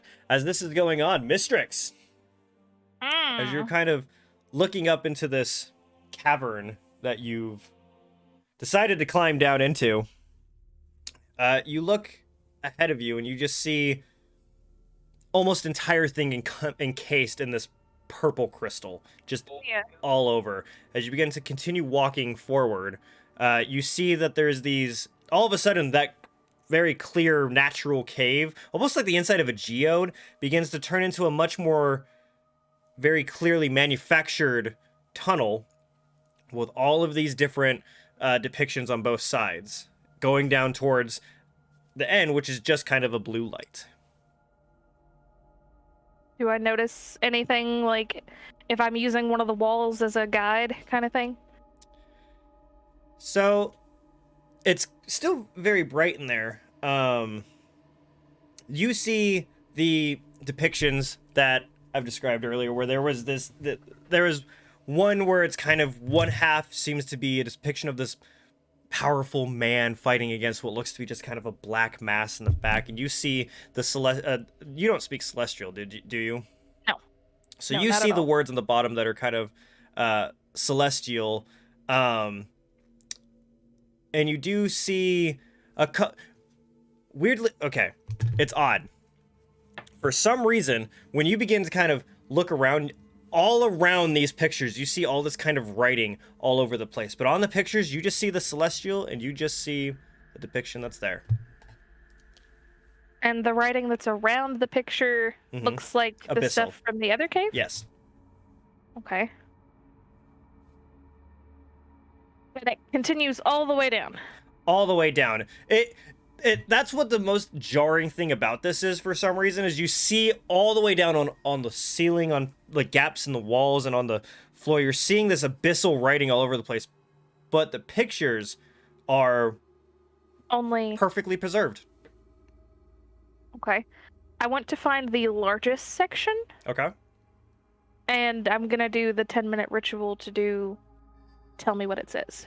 Okay. So you begin to kind of sit down, and as you're walking down this tunnel, you do notice that there is this weird kind of, it's like a little divot. You do see that it seems like there maybe was a pillar there, but it's been scraped down, or it's been crumbling down as you begin to kind of start casting your spell amongst all the writing that you see around. And it seems to be, the closer you get to the end of this tunnel, that you're seeing more and more writing kind of coming off of it as you're looking around, and you begin casting your spell.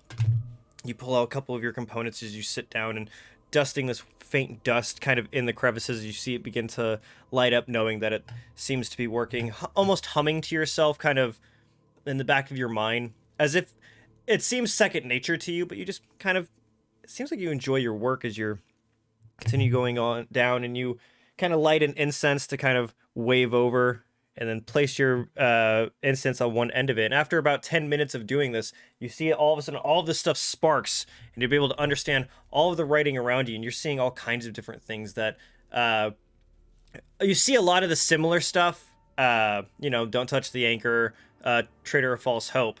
But what you do start noticing that seems to be new is you start seeing Pelor's fault. Pelor's fault. Tharizdun will come. Tharizdun returns. You're starting to see a lot of those places that say traitor of false hope. You're seeing that says Pelor is the traitor of false hope. You're starting to see lies. You're starting to see abandonment.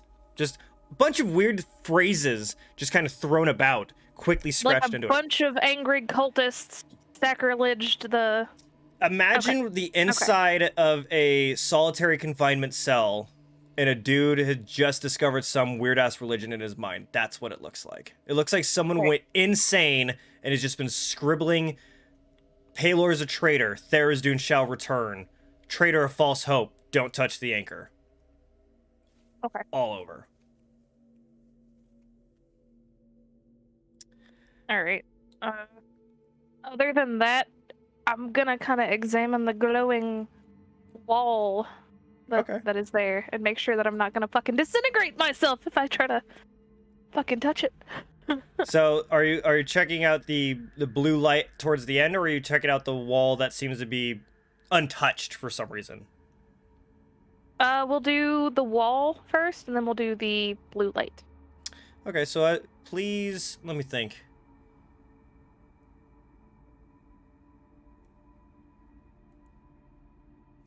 Okay, so as you kind of go up against the wall, roll for investigation.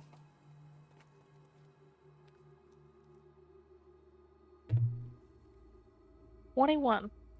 You're kind of going up against the wall, and you're trying to inspect it. It seems perfect, but one thing that does kind of stand out is you kind of go to touch the letters, and please take 2 points of radiant damage.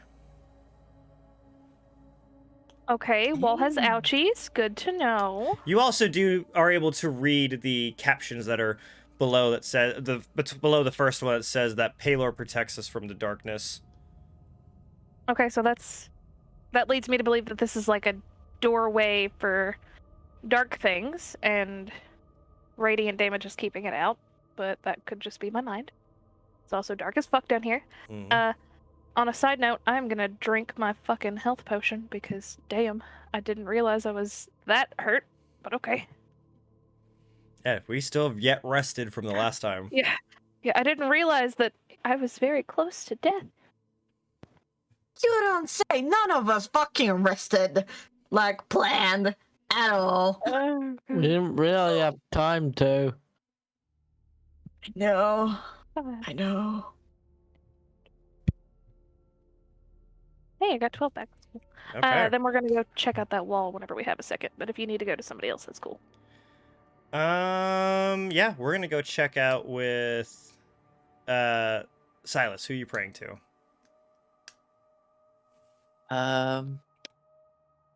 Oh god, I have options, don't I? Mm-hmm. I could pray to fucking Pelor if I wanted. Yes, you could. I will pray to Yurturs, the Lord of Maggots. Okay. So you kind of sit down on the small pillow that they have, with kind of your knees underneath you, as you begin bowing your head, and you do kind of pull out, for lack of a better term, what could be scripture. It's just these small bits of kind of paintings that you have that are supposed to be depictions of each of these gods that you do use to kind of help connect every once in a while. And you do put it on the kind of desk that's in front of you as everything starts kind of going dark. And you just hear this kind of, I've been wondering when I would get a chance to see the child.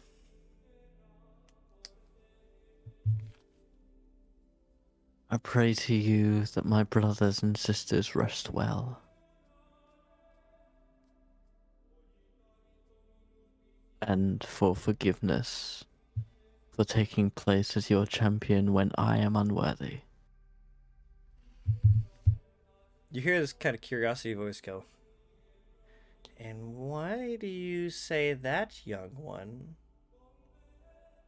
I was not chosen by you. I assumed the role. I was not given it. And yet, the power in which you still retain. Do you think you just decide you get that? I think that mortals can be very confused. Like you said, we are children.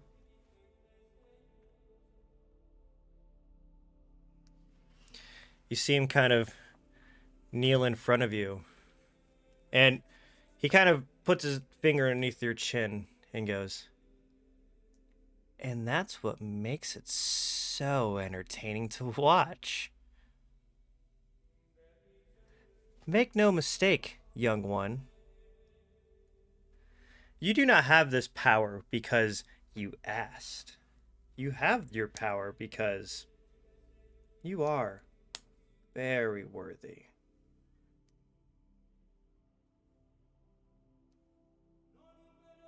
I see the fear you strike amongst your enemies, the bravado that you provide as you stare death in the face. It's entertaining. Groomish always talks about your valor and your heroic, but that fear that you provide, nothing better. I make an offer to you, and by extension, all of the 6. Give me enemies, and I will give you blood. I will slay for all orc kin. I will be your weapon, your vassal, your servant. My loyalty to you is uncontested, unmatched, and unlimited. Give me the power and opportunity to destroy my enemies, and in return, I will destroy every single one of yours.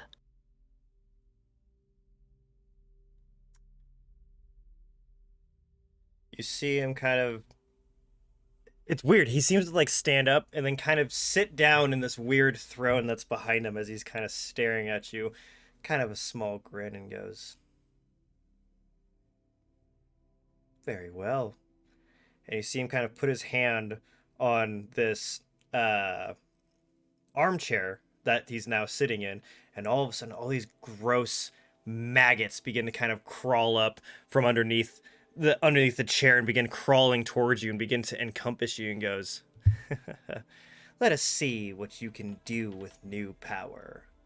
Silas, you level up. Next, Cool. we're gonna go to Kazim. What you doing? What you doing?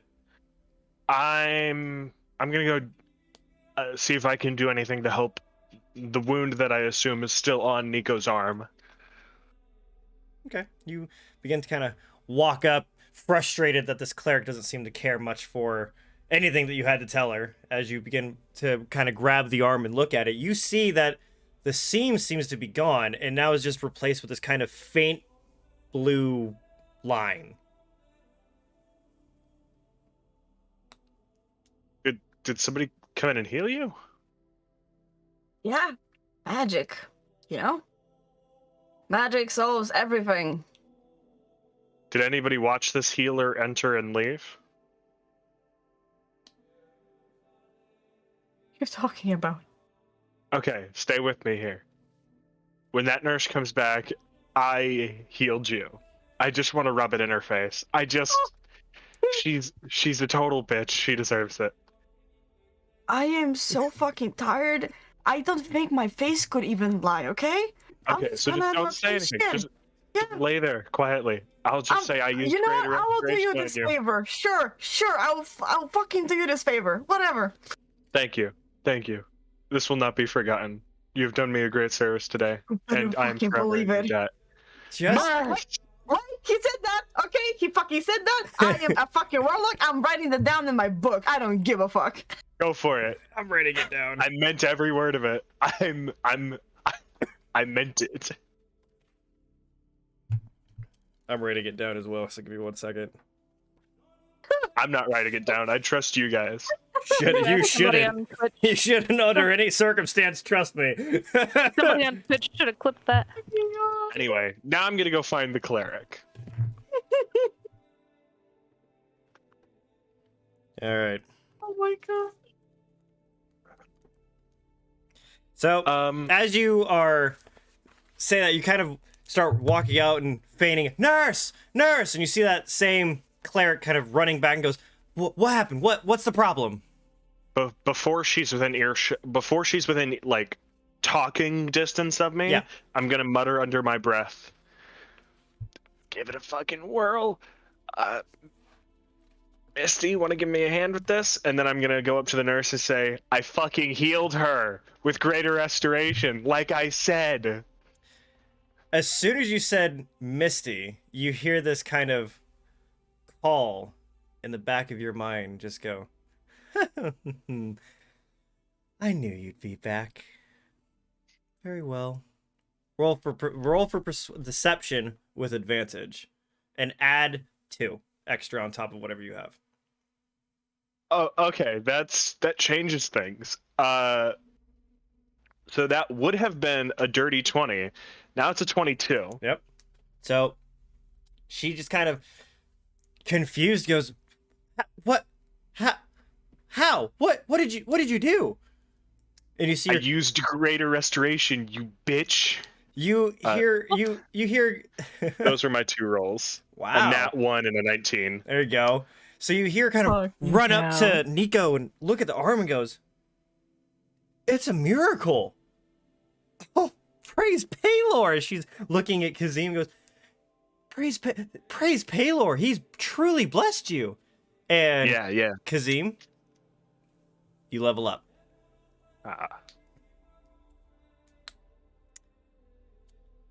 Now, Mistryrix.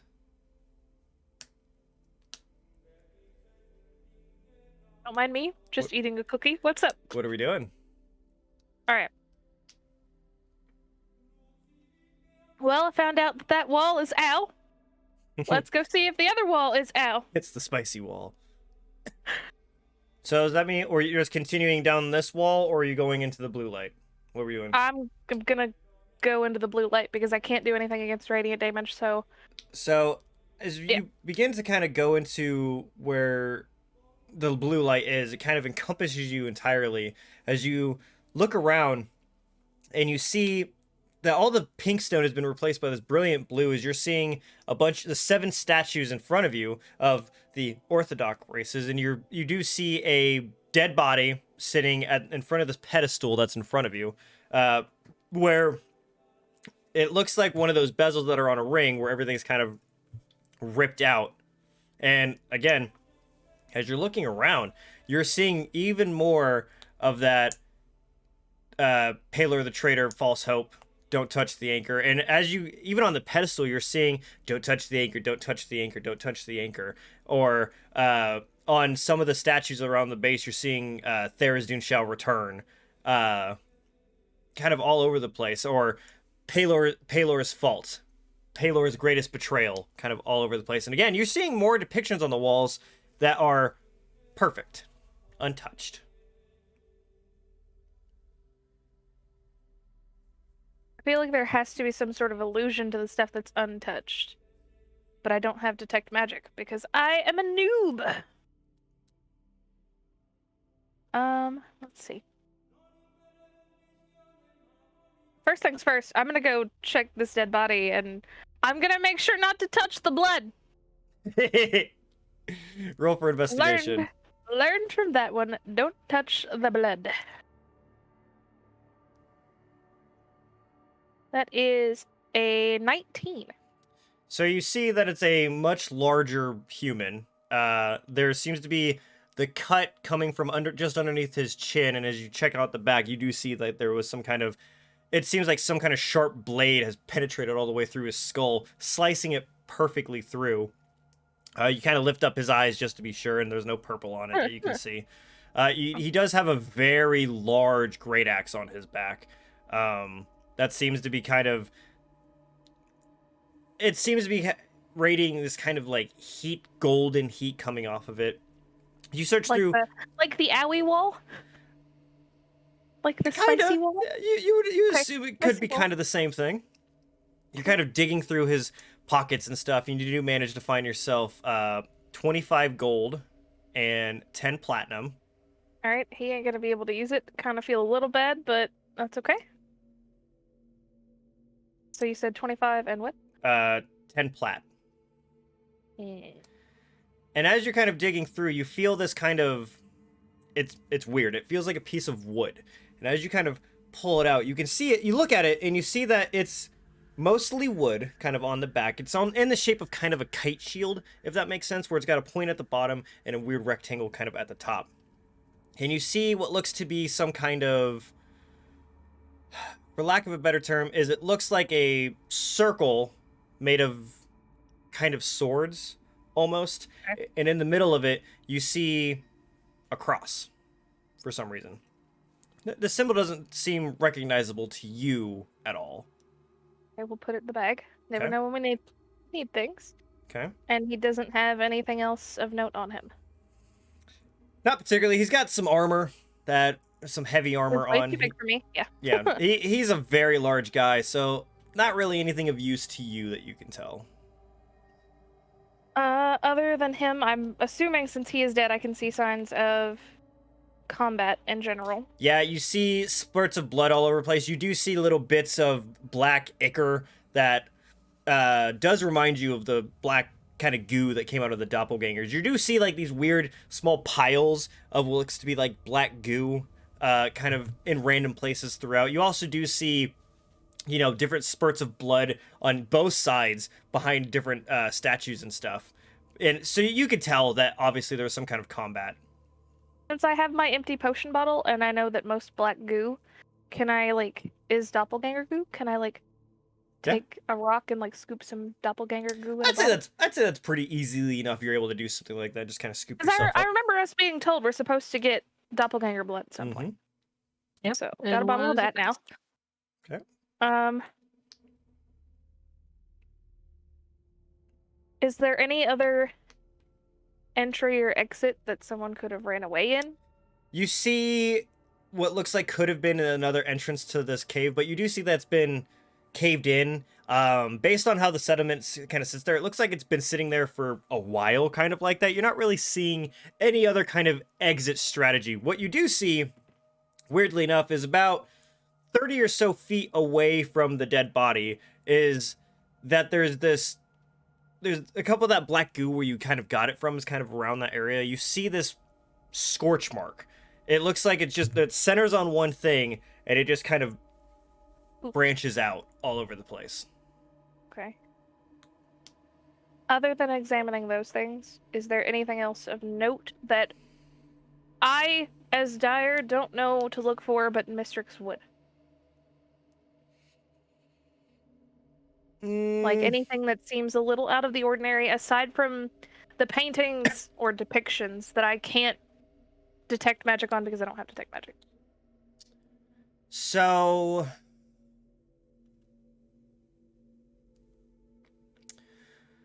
what you do see is kind of close to the entrance. One of the depictions that you see is one of Pelor kind of, how do I put it? It looks like Pelor is, actually, you know what? Roll for investigation. I want to see if you'd actually be able to see this. On it. I always love my investigation checks because they're so good. That is a natural 20 plus 7, so 27. So you're looking and you see that it's Pelor, what looks to be him beckoning in all of these people into what looks to be like the walls. And based on the rough depiction of it, it looks a lot like Peakbarrow, like he's bringing everybody into Peakbarrow to protect them. But for some reason, not into the hole, into the walls. It looks like it's a city, and he's bringing them into these walls. Oh, okay. I thought you meant into the walls, like the radiant damage wall. But it's weird. For some reason, there's this weird border that's kind of around it. That as you kind of get closer to inspect it, you notice that this depiction's kind of floating off the wall a little bit. There's nothing but light behind it, and you can't see what's behind it, but it looks like it's just kind of floating there. It looks like it's solid stone. It looks perfectly like stone. It looks like the rest of the entire thing. But this one in particular has a kind of recess behind it. And you can almost swear that you see other kind of scratchings in the back. And you do see one in particular, one word kind of etched underneath it that kind of starts going into it, and it just says liar. I'm going to light my lantern and kind of sit it behind me so that I have actual, like, normal light focused on this one thing. Mm-hmm. And I'm going to try to, like, pull at it and, like, push at it and see if I can get it to move. So, you kind of start trying to... It's weird. You kind of start trying to touch it and trying to move it so you kind of get it out of the way. Take one more point of radiant damage, and your hands just kind of through it. You can't touch it. All it does is it just kind of burns your fingertips a little bit, but your hand just passes right through it. Okay, can I have my unseen servant move it? Okay. Because it's technically... It has the ability to move some things? Yeah, you can try. So you cast your unseen servant, and right next to it, you give it the order to try and move the picture, and again, you kind of unseen servant. You can't really see. That's the issue with it here. Yeah. But you see this weird kind of ripple almost in this picture, and you see kind of moving around, and you assume that's your unseen servant trying to move it, but it's just going through, not able to touch it. It's gonna hurt, probably. Okay, if I pick up a rock, can I throw the rock through the picture? Or does it bounce back? You can roll for dex. See if you could throw it at the picture good enough. Actually, you know what? Change that. Perception. Okay. Can I keep the roll that I've made, or do you want me to re-roll? You can keep it. So perception, that is an 18. So you kind of throw a rock at it, and you see just for a split second it disappear and then come back through it. Okay. Okay, so something is definitely being hidden here. With magic that I can't understand. Can I roll for a chance to try to, like, comb through my mind and see if there's anything that I know that would be similar to something like this? That way, if I try to explain it to somebody, I'm not just telling them, yeah, I threw a rock at it and it disappeared for a second and it came back. Yeah, you can roll for Arcana. That way, it just makes it easier to explain to people. 15. So the best you can kind of describe is it seems to be the most advanced version of, like, silent image that you've ever seen. Okay. That's pretty much it. It's there's no real movement in it, really. But it looks so real. But it reminds you a lot of, like, silent image. All right. Perhaps major image, because it does damage you a little bit, but it's not moving still. Okay. And there's nothing else that piques my interest, so I will gather my things and I will do the tedious climb back up the fucking... Okay, we're just gonna do the one acrobatics or athletics because you were able to get down, so you kind of will be able to remember your trail back up. Let's see if I die. 19. Okay, so you're able to get at least most of the way up before you're able to grab that kind of rope and kind of start hoisting yourself up pretty easily to be able to get all the way back up to the top. Yeah, so you're able to reach back up to the top. And we're going to have you, Mistryrix, you also level up. Doing stuff on my own. And with that, for right now, I think that's where we are going to take our break. Woo. As we are here at the 2-hour mark. So we want to make sure that we are able to take our break. Again, I will leave it unmuted for them to be able to hear you guys communicate and talk if you would like to, but I will be right back. All right, we are back. Is there anything anyone would like to do? Let me ask Mistryrix, is there anything you want to do before you start heading back towards your friends? Assuming that the spicy wall does the same thing that the picture did, because I'm gonna throw a rocket as I go by. But yeah, other than that, no. Yep, all of these walls, you kind of, out of curiosity, start throwing pebbles at each one, and you do notice that every single one, at least a little bit, that the pebbles kind of go into it for a little bit, and pop back out for some reason. Super weird. So as you've climbed out and you start heading back, are you doing anything, or are you just going straight towards the light? As you would know, that's where they went. I'll swing by the tavern on my way and talk to, not being racist, the Birdman. I can't remember his name because I'm not on that page. The The owner of the Birdman feathered or bed. other bird? The owner of the feathered bed. The Birdman. Parnell. Oh, His name is yeah. Parnell. Yeah. Harm, you muted, I think. With Turnal. Turnal, yeah, that's it. With your kind of magical, Turn, yeah. with your kind of whimsical personality about yourself, you can kind of skipping through the streets as you kind of walk up to the feathered bed, and with how late it is, it's very dead in there. It's just Turnell kind of washing dishes, and he goes, "Oh, welcome back, Trix. I still haven't heard anything about that gem of yours, but I do actually still have this." And he kind of gives you the tankard that's full of about 10 more gold.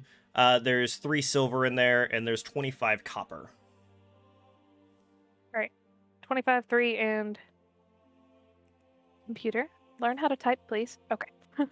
Okay, we're good. We're good. Okay.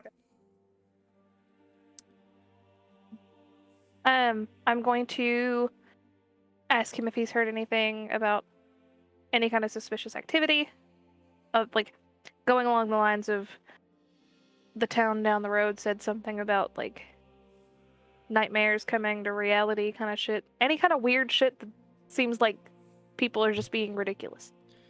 Oh, well, I've heard that there was a rumor, a couple people have been talking about it lately, of have you heard of the town of Kin?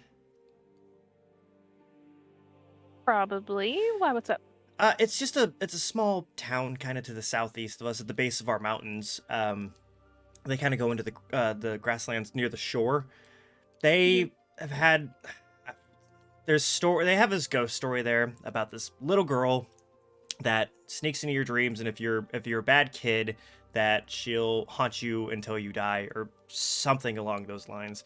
I've been hearing that there's something going on down there, that I've heard a couple of miners have been like going disappearing, and a lot of them are kind of blaming it to this little girl. What was her name? I think it was something along the lines of like Terror Sarah, or something like that. I don't know, but I mean, it's a ghost story. I think it's just one of those kind of things, and I think they just wanted it. They're a very superstitious kind of group down there, so they probably just wanted to kind of blame it on that.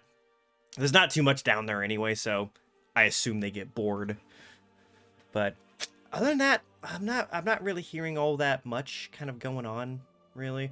I did hear that there was something going on at a carnival in Rivers Run. I was there. It was a whole bunch of shenanigans, just people being scared for no reason. Oh, yeah. No, that's what I figured. I didn't think too much about it. I've also heard about this whole group of people that are like almost terror inducing, for lack of a better word. Oh? That are supposed to be going around doing things, and it's just all hogwash. It originally came from the carnival. It was just a group. Are you talking of kids. about the group that we heard that like they attacked the kobolds and guards or something? I assumed it was probably one of those things of like, you know how rumors get, the telephone game essentially, where one person hears one thing and then it changes to something different down the line. I assumed it. I bet you it was something like a little street brawl or something simple like that. It turned into this big horror thing. Yeah, no, I don't pay much attention to rumors, because by the time I hear them, they're kind of meaningless. Yeah, fair. All right. Well, hopefully I'll be back tonight. Okay. Gonna go check on friends. You know how Okay. it goes. Yeah, if you don't see me, well, I'll have somebody else kind of work in the bar. His name's Jared. He's a really nice human. I hired him not that long ago. Super nice guy. Just let him know. Attractive? Just Question mark? What's that? Attractive? Question mark? I mean, I'll be honest. I don't see all what's to like about the humankind, really. I prefer mine a little bit more feathered, if you understand what I mean. Fair. To each their own. Exactly. But who knows? Maybe if you see him, you might. I will look forward to it. Okay. I'll Well, see you later. Have a great night. be safe. Have a good night. Bye. So you start making your way. Silas, as you are having this conversation with God, how do you pronounce his name again? I'm terrible at this. Yurtrus. Yurtrus.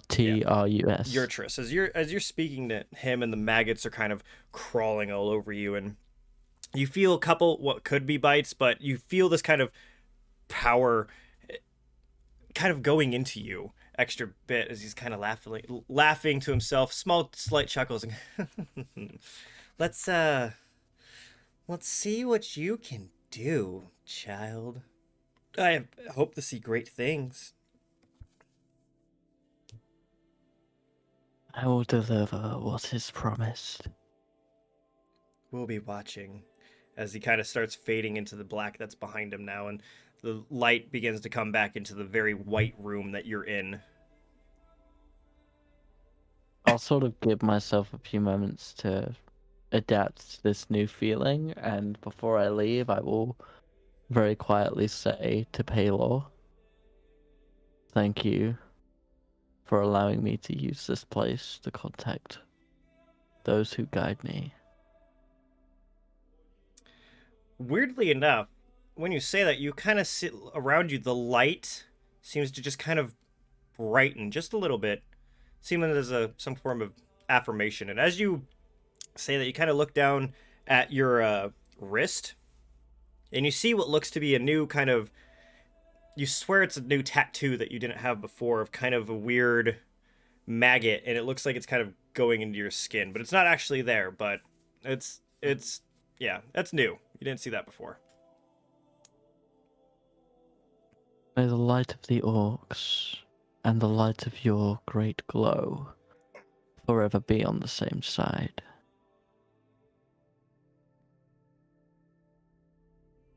All right. So, Kazim, you've just convinced this cleric that you are now a much more powerful cleric than you were before, able to cast incredibly high-level powers. As Nico is laying there, still incredibly tired and just exhausted. He's just like laughing to himself. Fucking delusional at this point. So the cleric kind of looks at you, Kazim, and goes, well, based on what I can see, all of his wounds seem to be kind of healed and seem to be fine. I will say, he looks so tired. I think after a really good night's rest, I'm sure he'll be fine by tomorrow. All right.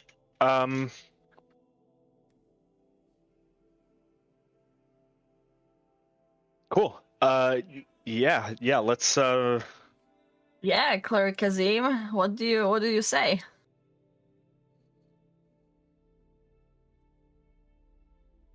How well guarded is this area? Being that it's a kind of medical ward, that there's one guard that you would know that around here there's not too many guards. There's every once in a while they kind of pass through the front entranceway because there's no door. It's just kind of an archway. But you know that there's small patrols, but no one really goes into here for patrols because who needs to watch the sick, really? You know what I mean? So it's pretty barren. And the cleric, she kind of puts a wet towel kind of over Nico's head and goes, "You make sure you get yourself some rest, okay? We'll be checking in every once in a while, but you get your rest." And she kind of looks at you and Kazim and goes, I hope you continue to follow the light. Of course. Let the light guide you. And you as well. As she begins to walk out. Okay, so fuck a Pelor. Nico, what happened down there? Look, do you remember the cave? I'm gonna. Is anyone here like listening to us? No.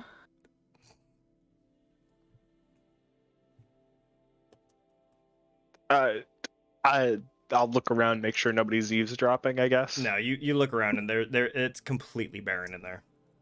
Cool. Do you We're remember close to you. the caves where we found the anchor, right? Of course. With like bunch of those like scribbled, like crossed over abyssal words, right? If We went down into the mines. Actually, yeah. Did Kazim see those when we were in the mine? I saw the runes, I was standing next to them. Yeah, you saw the like abyssal words and stuff like that, and you remember Mistryrix telling you about what they said and stuff. Yeah. Well, we found a bunch of those more actually down the cave, and what it seemed like just scribbled. Look, it was like a circle of like tiny points with one of them scribbled over. I imagine that depicts all the anchors out there. And now that we know that one of them is destroyed, crossed out and shit, I imagine that's what it was. There's bunch of like just abyssal writing everywhere. And there was this tunnel glowing bright blue. And we went there. And that's where the anchor was supposed to be. But it was not. But the doppelganger, he was there. And he was waiting. It's... Kazim, we are not the best equipped people for this. Like, it went in a flash. We were out. But, good news? Well, sort of bad and good news. He doesn't have the anchor. He does not have the anchor. That's technically good news, but Well, that means we're we still have on the anchor, but we don't. And, yeah, cool. So, but you guys killed the doppelganger, right? No, he got banished. He will be back. I'm sure he's probably rolling over and just getting all excited to get us again. But for now, he's gone. But I don't know for how long. Who banished him? Look, Kazim, I sold my soul once.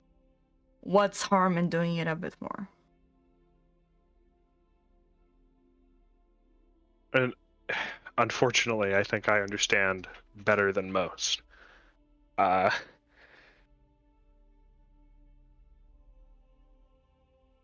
Sorry We're if you gonna can hear die, Kazim. that.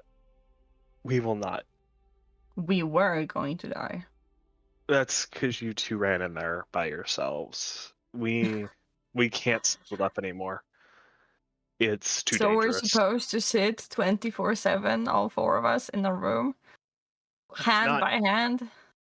We just can't split up. Clearly, it never ends well. That None way, of for this when ends we well, no matter inevitably what we do. get ambushed. We got to town today, right? Over the time span, it's been like less than 24 hours since we got to town. We've been getting our asses whooped nonstop. Really? I haven't noticed. We get ambushed multiple times an hour. At least if we're all together, it'll be a little easier.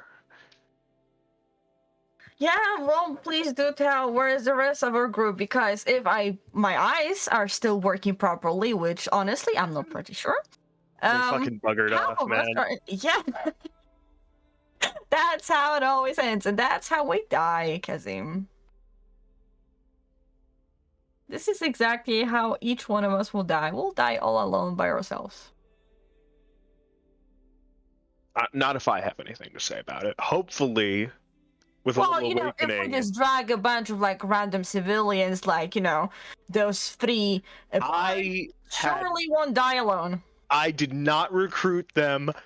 I just You talked let to them one of them. follow us. I was more than willing to cut them off as soon as we got into danger. I was not going to use them as meat shields. I promise. Okay? Again, not my plan to recruit 3 random bards. As you are saying this, I feel at this time Mistryrix would be walking in through the door. So I already recruited 1 random bard. I don't need 3 more. You hear the large doors in the front open, and Mistryrix, you do hear him say the phrase, "I've already recruited 1 random bard," and you're immediately able to turn and you see Kazim talking to Nico, who is now laying on a bed. Welcome back, Mistryrix. Where the hell were you? I'm sorry. My name is Random Bard. And my name is Bird, according to you. So where the hell Been were very good you? about that. I have been adventuring. Any details you'd like to share? You all go first because I see that our friend isn't as deathbeddy as he was. According to the Pelor's clerics, I used a restoration spell. What actually happened is well beyond me. Okay, if it's beyond you, then Nico. Does it have anything to do with your pretty ethereal darky wings? Please say yes. Yeah. Yay! Okay. That's all I needed. As for what I found out, I cannot talk about it in this vicinity. Oh. Fair Yeah. enough. Yeah. Has anybody seen the orc? No. I assumed he was with you guys. I feel like at this point, Silas, would you started making your way back? No. I've Okay. gone to the library portion. While this is going on with you guys, Silas, you go on into the library as you're walking through. You kind of look over your shoulder a little bit, and you do see that there is Mistryrix now talking to Kazim, but they don't seem to quite notice you just yet, as they seem to be focusing on Nico at the moment. What are you doing? I will take a mental note of being referred to as the orc. That's your actual race. I'm not a bird. I'm an Aarakocra. There's a difference. Yeah, but by someone who knows me personally and by name. Speciest. It's like, Hey, it's racism. Thank you. I fucking hate all of you. Oh my god. For myself, it would be No, speciest Silas because hasn't you're a been bird. better. Silas will make a mental note of being referred to as the orc. You're not in the room. He definitely heard that as he's open glancing, area. as he's walking by. It's an open door. I'll defer to Karma. Yeah, on that's what an I heard open it, door. but- That's an open archway. Absolutely heard, especially in such a hollow kind of halls that is here. Yeah, he heard that. yeah, Okay. So All of Silas- you are racist. Silas will remember that. You see it But pop no, up in he's the got- top right corner. yeah. I'm just giving you more shit to edit in. Ugh. But no, he'll go to the library and he's going to research everything he can about Abyssal because he would like to start learning that language. So he's going to look to see if he can find any sort of books that may dictate how to learn the language or, books pertaining to understanding it. Okay, go ahead and roll for investigation. Alrighty, I put my bloody dice away. Why'd I do that? 13. Yeah, unfortunately, you're having a bit of trouble finding. You're finding a couple that are saying like abyssal, like the abyss. You're seeing a couple about the hells and stuff like that, but you're not really seeing anything that's kind of like about teaching you the language, really. Is there a sort of librarian type individual, like someone who looks like their job is to spend time here and know everything? Yeah, I would say with you kind of wandering around looking at all the different shelves, you've seen a clear or kind of a scribe or two of the light kind of putting books back and stuff like that. Yeah. Excuse me. You walk up to a kind of a younger elven kind of person, a little bit taller than most of the people, almost as tall as you actually.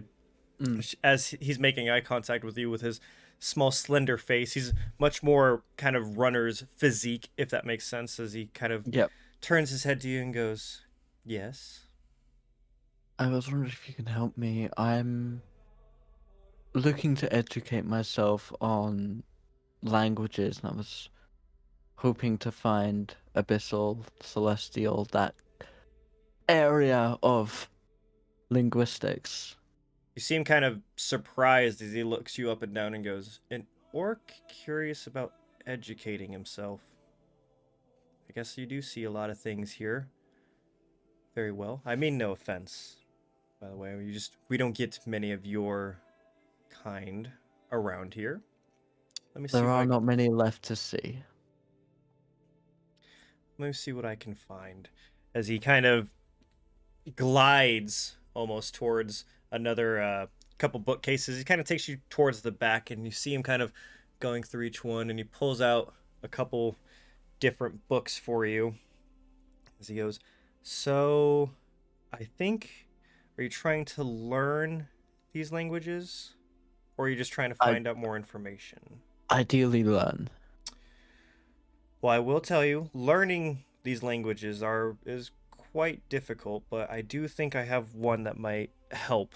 At least with, I have a couple. Let me see. And he pulls up this one book, and it's got a beautiful kind of tan leather binding with kind of a brass clasp on it with a kind of brass spines on it, and goes, "This one is kind of the origins of the celestial language and where it comes from.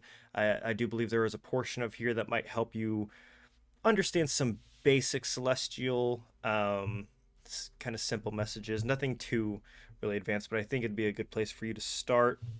And he kind of goes over and he pulls out this other book, and it's a much darker black kind of leather. There's no identifying marks on it at all, and goes, "Now this one I think we just kind of have for research purposes.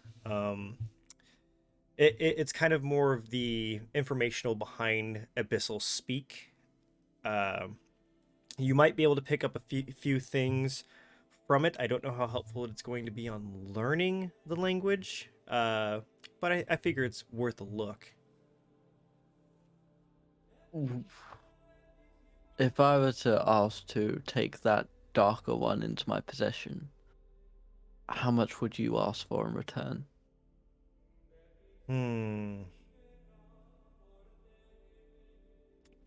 Give me 1 second here. And he kind of glides back towards another Aarakocra who's kind of got more kind of ornamental kind of scribes, perhaps someone that's a little bit higher than him, as he's holding the kind of black book and pointing to you. And the other Aarakocra kind of walks over and goes, "I understand that you would like to take this book, correct?" Yes. I would be able to return it at some point, but I cannot promise it would be immediate. Well, we Things don't. have transpired recently, and my knowledge on Abyssal would greatly assist my work. Now, I will say I cannot let you take the actual book, but would perhaps a copy be sufficient? Absolutely perfect. All I need is the information inside. I think we can arrange that very easily. And he kind of walks back, and you see, as he walks back and you follow him, there's this large wall of different kind of like drawers and stuff, and you see him kind of open one of the drawers up, and he pulls out this very kind of rudimentary, what it would be a book, if what you'd imagine a book would be without the binding, and goes, "We do spend some time copying this information such as this in case something happens, but I know for a fact that we have at least 2 to 3 copies of this, and being that it's not, I'll be perfectly honest, this is information that we don't really use, so I'm willing to just kind of, I've always been one to help educate those who may not have the necessary means, so please." And he just kind of hands you this book, and you see that it's pretty thick, about as thick as the other book, and yeah, he seems to have given you a copy of this book. You are graced by Pelor's kindness. I hope Pelor watches over you, my friend. And I hope that Orkin will see your mind worth protecting. And he kind of bows to you and kind of goes back to his work. I'll take the paper and sort of slowly meander out the library, sort of getting an idea of, okay, how much can I learn from this over the span of a few weeks. Okay. Well, while you're kind of assessing that, you guys are continuing to talk as none of you have noticed Silas has walked into the library, and you guys are asking where he might be. What's going on? Oh, what's the plan now, guys, huh? I actually have something that I need to do in the building, so I won't be adventuring too far. Do you all need anything? I think I'm good right here in this bed. You probably need to sleep. Yes, thank you very much. I would love to do that. How about you two rest? I'll go do my thing, and then we can all get some sleep and figure out what we're gonna do when we wake up. You know what? Don't wake me up unless someone else is dying, okay? Fair. Preferably. That's fair.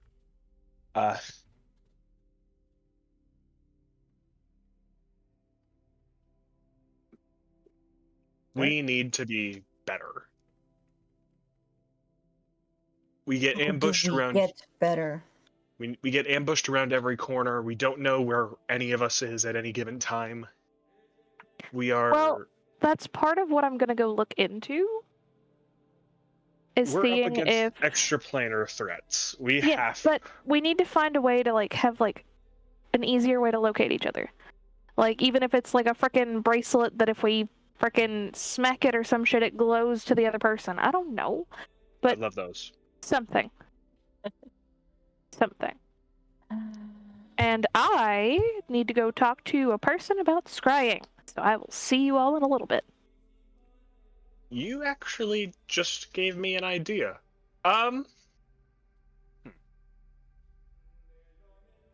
Z, what are you thinking of? Your ideas are always the best. I'm thinking of Am I rocking? a way that we could send each other essentially the message spell, but more frequent, like a magical item with message that can cast message essentially multiple times a day. To another item that has the ability to receive it?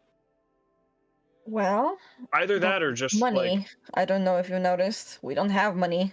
I've got some cash. I got some plat.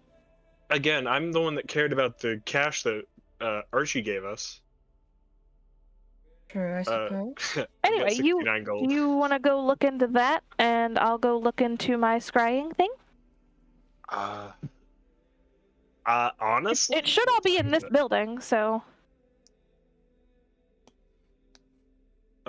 Carm Daddy, what time is it? It's about 2 in the morning, and I will say that you guys are teetering on the edge of, if you continue going on throughout the night, you will probably get exhaustion. Let's I only have take one a thing that I nap. want to do. Well, Nico definitely needs a long rest. I am not fucking leaving this place, no Yeah. matter what any one of you fucking say. My thing should be moderately quick. just to be clear on the rules, if I understand exhaustion correctly, Nico's gonna need multiple long rests. Yes, I believe so. 1 level exhaustion per long rest. Yeah. So If only- looks if like only we're my at sing-song Peakbarrow worked. for a week. No, we just don't get into fights for a week. You know, that's also an option, Kazim. We Thank you couldn't very avoid much. getting into a fight for a night, let alone a week. We gotta lay low. We just gotta lay low, stick together. Yeah, totally. Because Case the scenario, doppelganger can't just find us. We'll make you a cot and we'll just drag you around with us. Wow, that's a great idea. Oh my goodness. I love your sarcasm. That wasn't sarcasm. I'm go imagining do- a little bundle on the end of a stick with Nico in it, and then our barbarian friends just carrying Nico That's around not- like a homeless person. Kazim, darling, Like that is not a cot. As they're describing this, Silas, I feel like you've walked in. He's describing you carrying Nico as a hobo pouch. If you're all Silas, planning, perfect timing. Can you help me prepare this hobo pouch? If you're all planning how we're going to avoid trouble, that's an impossibility, and we're all aware of that. Yeah. If we're going to make I- sure Nico properly recovers, we stay here for as long as he needs. Silas, I have an idea. I have gotten a thing, and I'm gonna go do some scrying, and that should be able to tell me how much time here we have. Can that wait until the morning? I would rather do it now. Do you need assistance with this? Or is this I something just gotta find somebody who knows how to scry. I imagine most of the scholars would be asleep at this time. But There's a few scribes But awake this in the is- library. this is important. Give it a whirl. Okay. Everybody else just sleep here, and I'll come back later. Oh, by the way, your merry band has merry. I noticed they weren't abandoned here, us. so I assumed you I insulted them in can't some way. believe Nico and that Kazim you scared actually them agreed away. on that. Figures. In a way, I just told them how it is. It's okay. And It's okay. You could only handle my music. I understand. And with that, she's gonna like saunter out of the room. You see her kind of sashay her Yes. way out with such confidence. this is Anyway. getting ridiculous.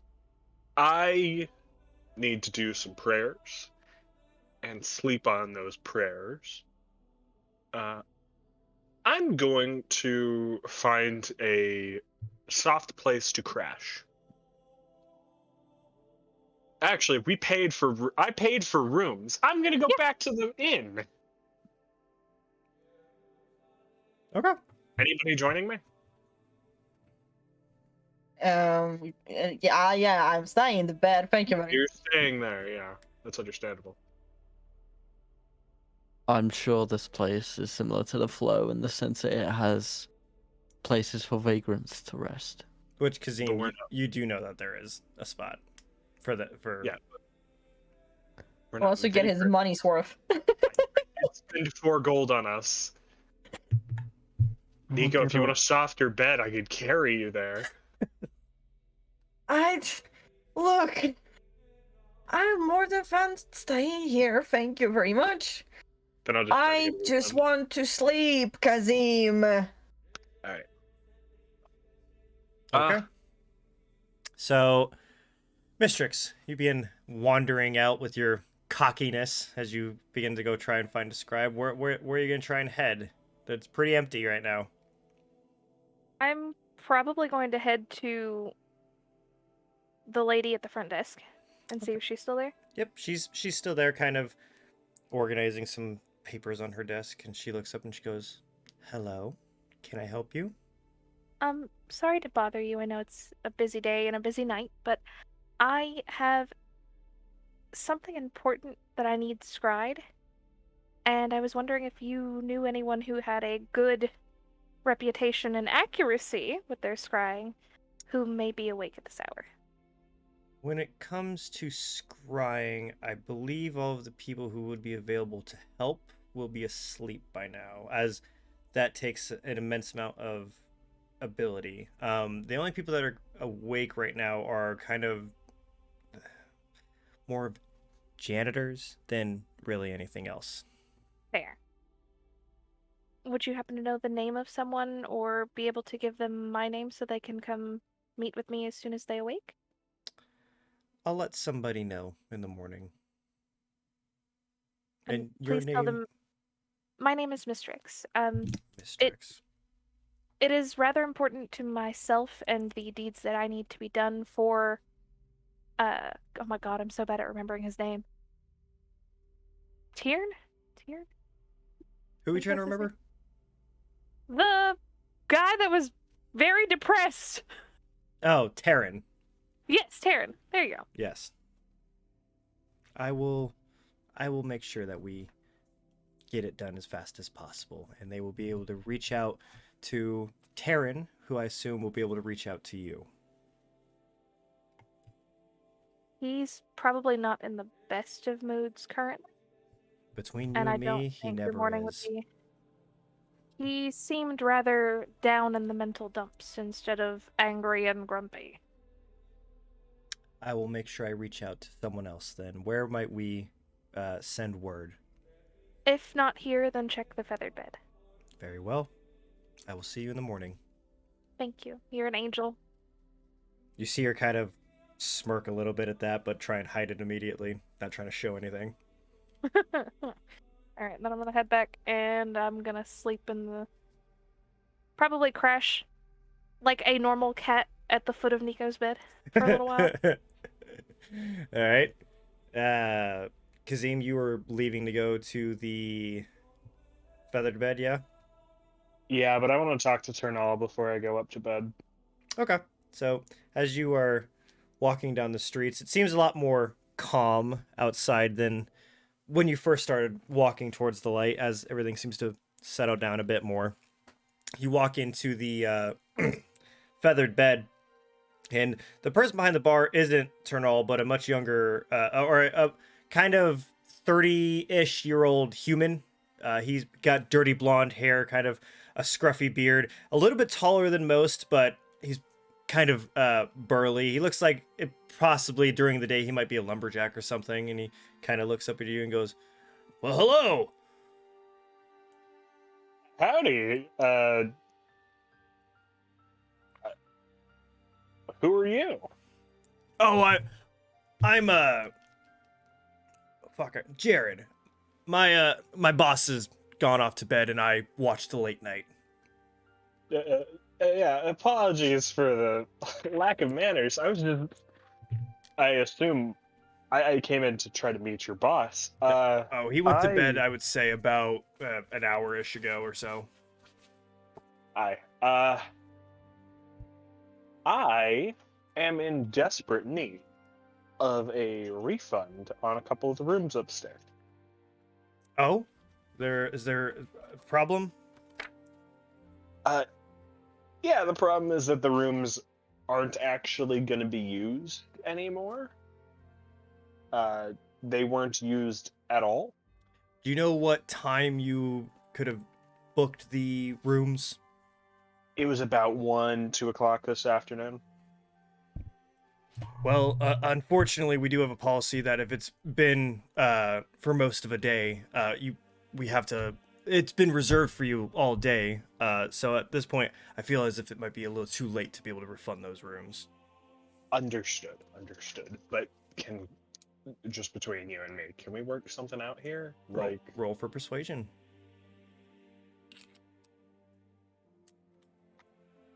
Ooh, this is not a great roll. A 3? I'm sorry, friend. My boss would be so upset with me if I did anything under the table like that. I understand. Yeesh. Well, that's fucking 3 gold I'm never getting back. I'm just gonna go up to my room then and start to pray. Okay, who are you praying to? I'm gonna pray to Misty. Okay. So as you kind of walk into your warm room, you begin to sit down and pray. And as everything kind of goes dark as it normally does, when you've been answered, you hear the feminine voice again kind of go, "Ah, he comes crawling back. They always do. I'm so glad to hear from you." And you look up and you see her kind of walking out from the shadows in front of you, still wearing that black dress and the silver mask, and she goes, "Please stand. I can't stand the formal stuff." Thank quite literally the gods. I've rubbed Pelor the wrong way with the formality shit. Is it cool that I call you Misty? You can call me whatever you'd like. You'll find that I'm much more entertaining than some of the other gods. Honestly, so refreshing to hear. I have been exhausted from all the formalities with this like clerical business. Oh, I can tell. I have seen the way that you respond to the authority. Ugh, love it. So, Misty, I'd like to know what you have to offer me here as a cleric to you. Oh, I don't ask. Pelor, obviously. I don't ask for much from my clerics. I just enjoy having a little bit of fun at perhaps some other god's expense. You know, perhaps spread a little mischief there, sprinkle a little lies there. I provide you with all the necessity to sneak about and perhaps achieve some things you might not want others to see. In exchange, all I ask is maybe widen the gap between some other gods and their followers. I've already been working on that a bit, apparently. I just need a couple of things from you. Oh, okay. Let's see. What could I possibly help with? I need basically your permission to be a cleric of your divineness and lie to every person I see that I'm continuing to follow Pelor. Ooh. I will be perfectly honest with you, young one, that I can't think of a better way to worship the guardian of liars. Ooh, I'm excited. Secondly, can you help me keep Pelor off my back? Because I'm sure he won't take kindly to this. Oh, someone as old and boring as him, he probably won't even pay much attention.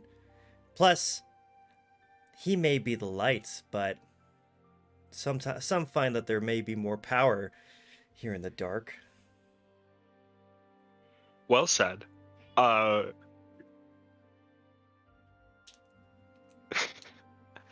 I appreciate the candor, obviously. It's been great talking to you, Miss Guardian of Liars, Miss Mist Woman. I don't know what I'm doing here. I'm gonna go to bed. It is way too late. Rest, young one. We're gonna have so much fun along these adventures. And she kind of waves her hand and begins to shroud herself in darkness as she begins to vanish. And you notice in front of you that there seems to be this weird kind of cloud emanating around your emblem. And as you look down, what used to be the symbol of Pelor has been replaced by what looks like the same shape of her mask that you see her wearing all the time. Is it like an illusion, or has the symbol actually The changed? symbol has actually changed. I'm going to tuck that inside of my clerical robes instead of outside. All right. As that's happening, Silas, what you up to? I'm going to bed. I'm going to go sleep where all the basic bitches in this temple sleep. So you go up to the front desk lady and you ask for some accommodations, and she kind of leads you back behind her desk and off to the right into another door into, it looks a lot like the barracks that are over the flow, but a little bit more grand. Instead of it being bunk beds, there's a bunch of 4-post beds and small half walls to kind of feign the idea of privacy, but ultimately there's not really too much, as she kind of shows you over to this room as if it's some kind of luxury resort. And she goes, if you need anything for the rest of the night, please don't hesitate to ask. I am always at the service of the light. Let Pelor guide you. I appreciate you and your god's kind hospitality. She kind of bows as she backs up and walks out, and you find that the bed is a lot more plush than the one that was in the flow.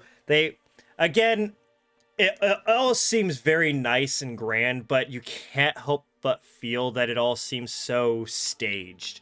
So, Oh, yeah. yeah, so pretentious. This is fake as fuck. This is fake as fuck. But you know what? They've been good to me, and I'm not gonna piss off the big bright lord of light and will burn me if I do anything against them. Because I've seen what happens. So, Miss Right, it's a lot of fun. That Pelor knows that I've got my own gods, but he's accepting of me, and I'm not gonna betray that until the gods tell me to. So Mistryrix? I will simply sleep. I'm assuming that the cat is going to wake up at some point from the nightmare in the middle of the night. And with that, I'm actually gonna go outside of the building. I plan Okay. on coming back in. Okay. It's okay. But I'm gonna go outside of the building into like one of the smaller alleys where there's not many people. Mm-hmm. And Cat's gonna do something the cat never does. Cat is going to do her best to pray to whoever listens and try to get a vision or a dream of what happened between Pelor and Tharizdun. Because the pictures show things that could be fake. The Abyssal calls Pelor a traitor. She wants to know the actual truth. Without insulting Pelor, but also without really knowing what she's doing because she's not religious. Interesting. We'll get back to that in a minute. Nico. Okay. I'm assuming you're passed the fuck out at this point. Oh yeah, he is past the fuck out. He doesn't give a crap about anyone at this point. So, as you sleep, again, the darkness that usually enshrouds you begins to go into that familiar pale blue as you begin to float down and standing at top of this kind of soft floor in a very familiar kind of room, surrounded by benches and pillows and those tables. And again, you see sitting at one of the benches, arm kind of up, smoking upon his hookah, is a very familiar figure, and goes, "So, what did you think of tonight?" Is going to fucking collapse face first into the fucking pillows. Just like sigh, like, oh, we're fucking going to die, all of us. This is Oh. not going according to plan at all. Don't you worry. I'll make sure that you never die.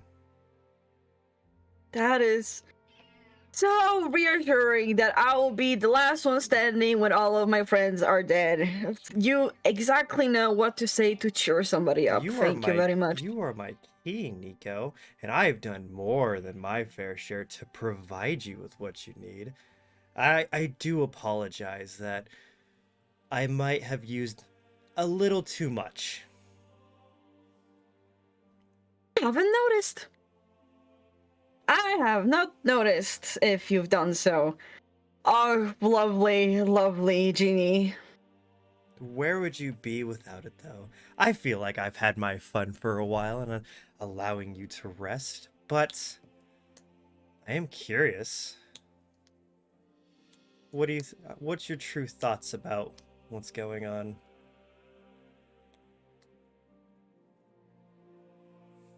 Honestly, I don't know who is good on this side.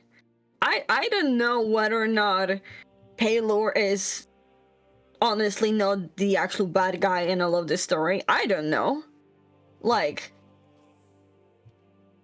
everything is going to shit, and everything is going to continue going to shit. And I don't understand half the things that are happening to us. Well, care for a hint? For what price, do tell? I feel like a price has been paid with what I've got from earlier. I feel like this one is an appreciation for your consideration of my thoughts. I aim to please. Well, I have been around for a while. I see many things. I hear many things. Perhaps things you might not see or hear. And allow me to show you something. And he kind of pokes your forehead with his gigantic finger, and he brings you back into that cave that he took over your body. You're seeing out of body experience, and you see in front of you is you, the doppelganger, and Silas. But the you isn't you. And while you're sitting there and watching him kind of snap his fingers and holding his fingers up to Silas, Silas didn't notice this before, but he almost kind of looks over after he says, "Catch your friend." And he points it back towards the wall before you just collapse on the ground. And as you turn around, you notice that there's that picture that you saw that looked freshly graved into the wall right next to the front door. And as you're kind of looking at it, you get a very good look at it. And it shows the walls of Peakbarrow, but for some reason you see Pelor back there, and you see all these depictions of little figures, but could be like humans and gnomes, and you see some like Aarakocra kind of floating above. But in front of it, you see spikes and these large gates, and you see visions in your head all of a sudden of these goblins and orcs and kobolds all dying and screaming and clawing at this gate, as you see Pelor's face looking upon them in disgust, and you see all of them being stabbed multiple times by doppelgangers and their bodies being shrouded. And he kind of brings you out of it as you kind of feel this nausea in your body from what you just seen. And the genie goes, "Take a breath. I know what I've shown is a lot. What you've just seen was Pelor's ultimate choice. You ever wondered why humans and goblins and kobolds have never really quite gotten along until recently?" Did he really turn his back on them? Clever. Get your rest, Nico. We'll have more time to talk as you begin to fade out of the blue and back into the dark.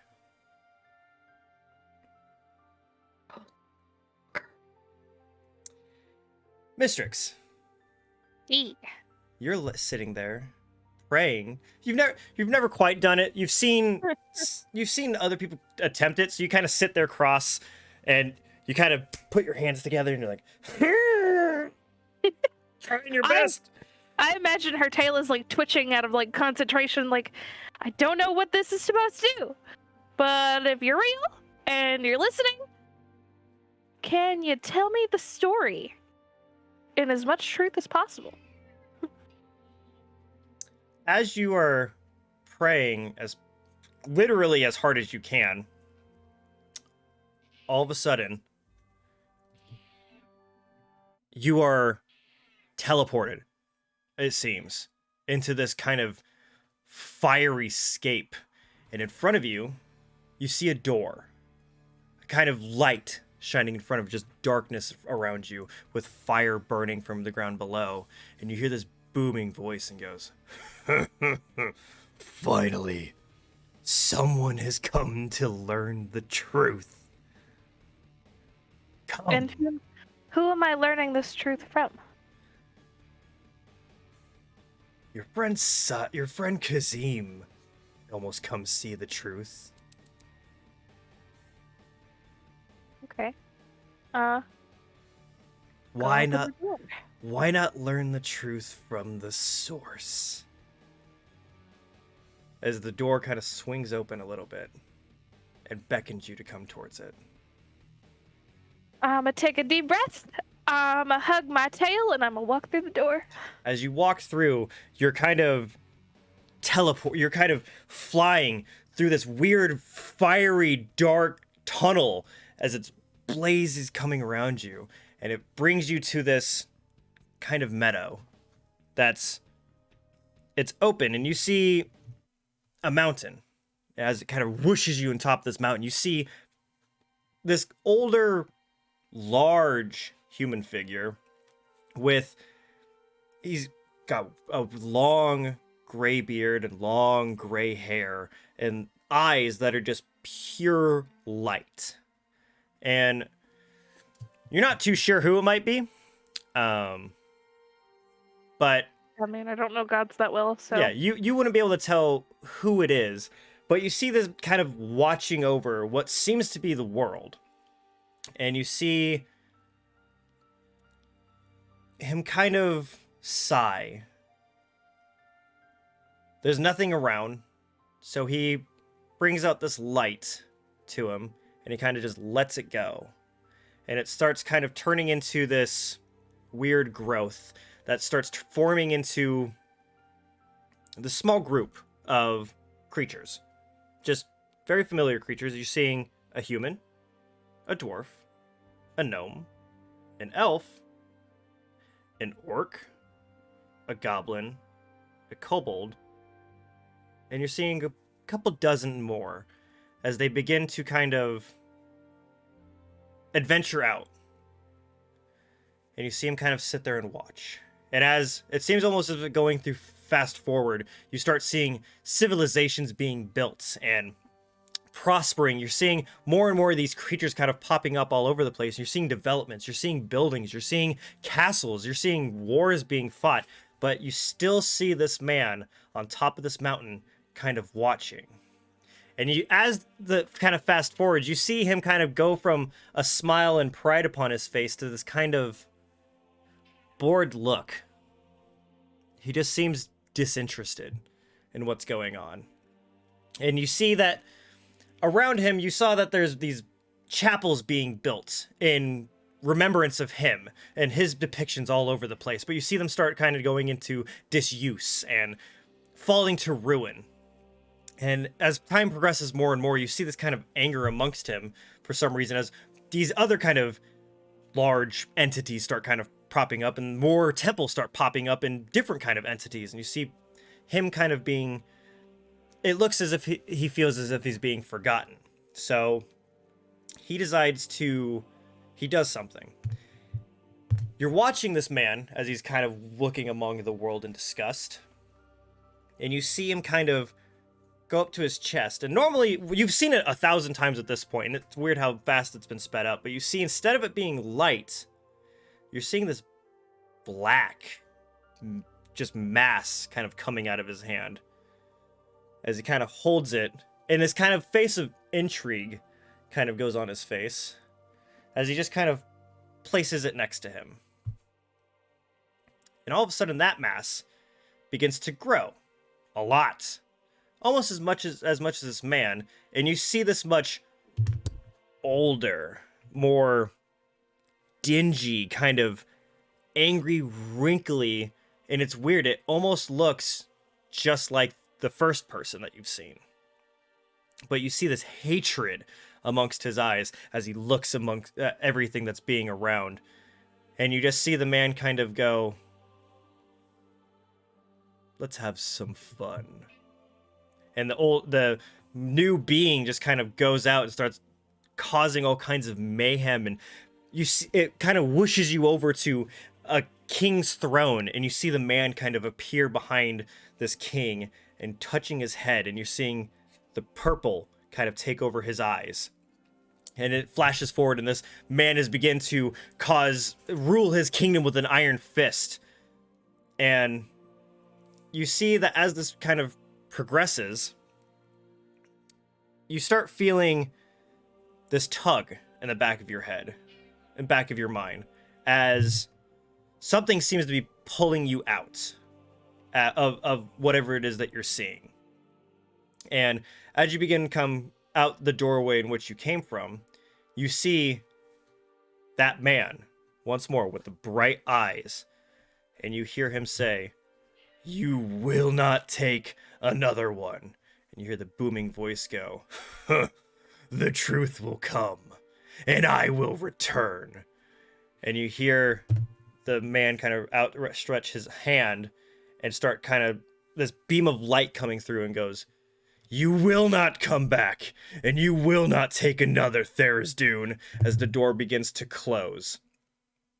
And the man kind of looks down at you, and you feel this kind of white light kind of go over you. And all of a sudden, you have forgotten what that man looks like. Now, every time you kind of think back to it, instead of seeing the man with his lights, all you see is this kind of blob of white silhouette. And when the other one pops up, you just see a blob of black. You still kind of see everything that's going on, but you don't remember the voices.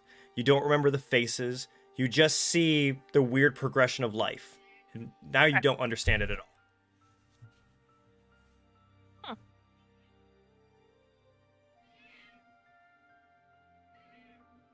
And I assume that is the end of my prayer.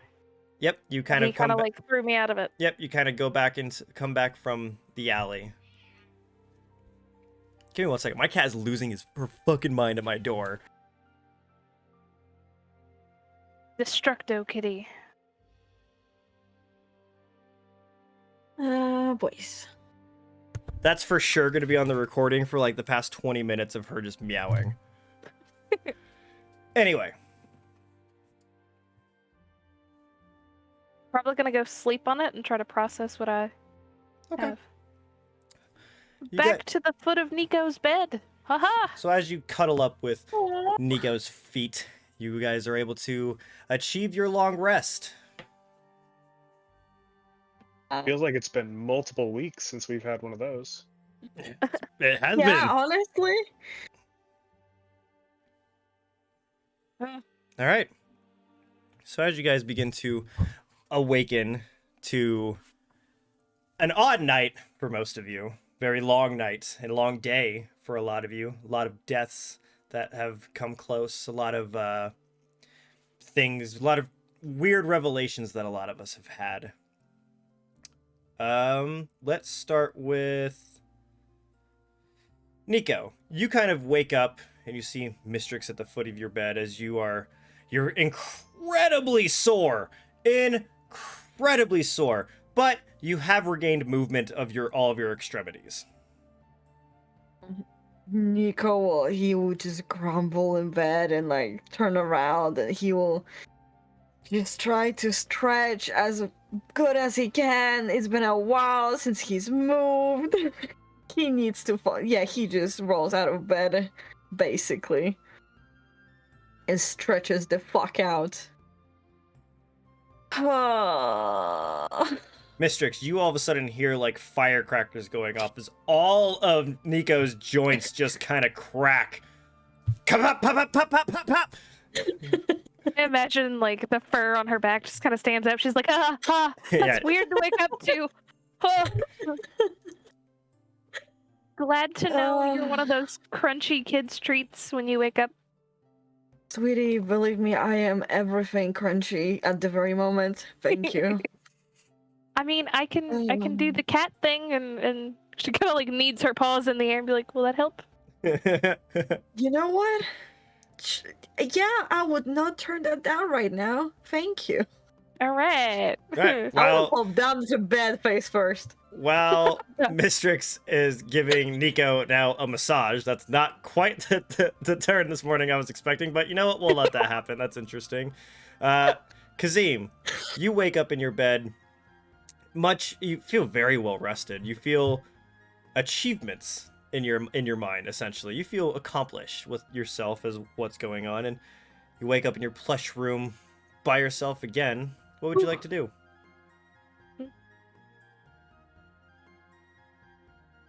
There's a mirror in the room, right? Yes, there is. I'd look at myself in the mirror. You have lost a lot of the luster in your feathers, and the gold that used to be there is now starting to kind of gray just a little bit, but it's kind of bringing back a different kind of shine. So could be that maybe they're molting, but you've noticed that you look different. I've got some errands to run. I'm gonna go to the jeweler first. Okay. So you begin to make your way downstairs, and you see that Turnell has resumed his work back at the bar, and he kind of gives you a very nice hello and good morning as you begin to walk out the door. The sun it's pretty high in the skies. You guys went to bed fairly late. It's probably about 10:30, 11 by now. By the time that you woke up, the streets are beginning to bustle even more, and much more lively than they were the night before. As you start making your way to the jeweler's, and you see her kind of sitting there with her. She's got her jeweler's eyepiece on as she's working on something behind the bar. As you begin to open up, she looks up and she goes, "Oh, well, hello, Kazim. Hello. I have got your order nice and ready." Perfect. I'll hand her back the ticket she gave me, I guess, the stub. Yep, she takes that little coin that she's given you and hands you this very large sack of different shapes of sizes of diamond, and you'd say the sack itself is probably worth about 1,000 gold at this point. And she goes, "There you are. I hope that all works. I hope this works out very well. You're gonna get. I feel like your buyer's gonna be incredibly pleased with what you've got. I worked very hard on it." I hope so. You know what? On second thought, how much? I'm not sure if I trust this buyer of mine anymore after the experience of last night. How much would you pay me for this bag? Well, considering that I did all of the work to get it to that point, mind you, I don't need that much diamond for it, but I could probably I could take a little portion of it, about a fifth of that bag. I'll pay you 200 gold for. Okay.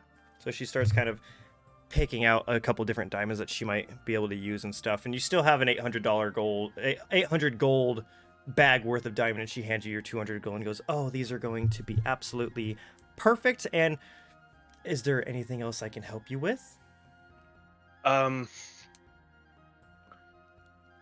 Maybe. I'm wondering if you know of any, I guess, magic item shops in town here.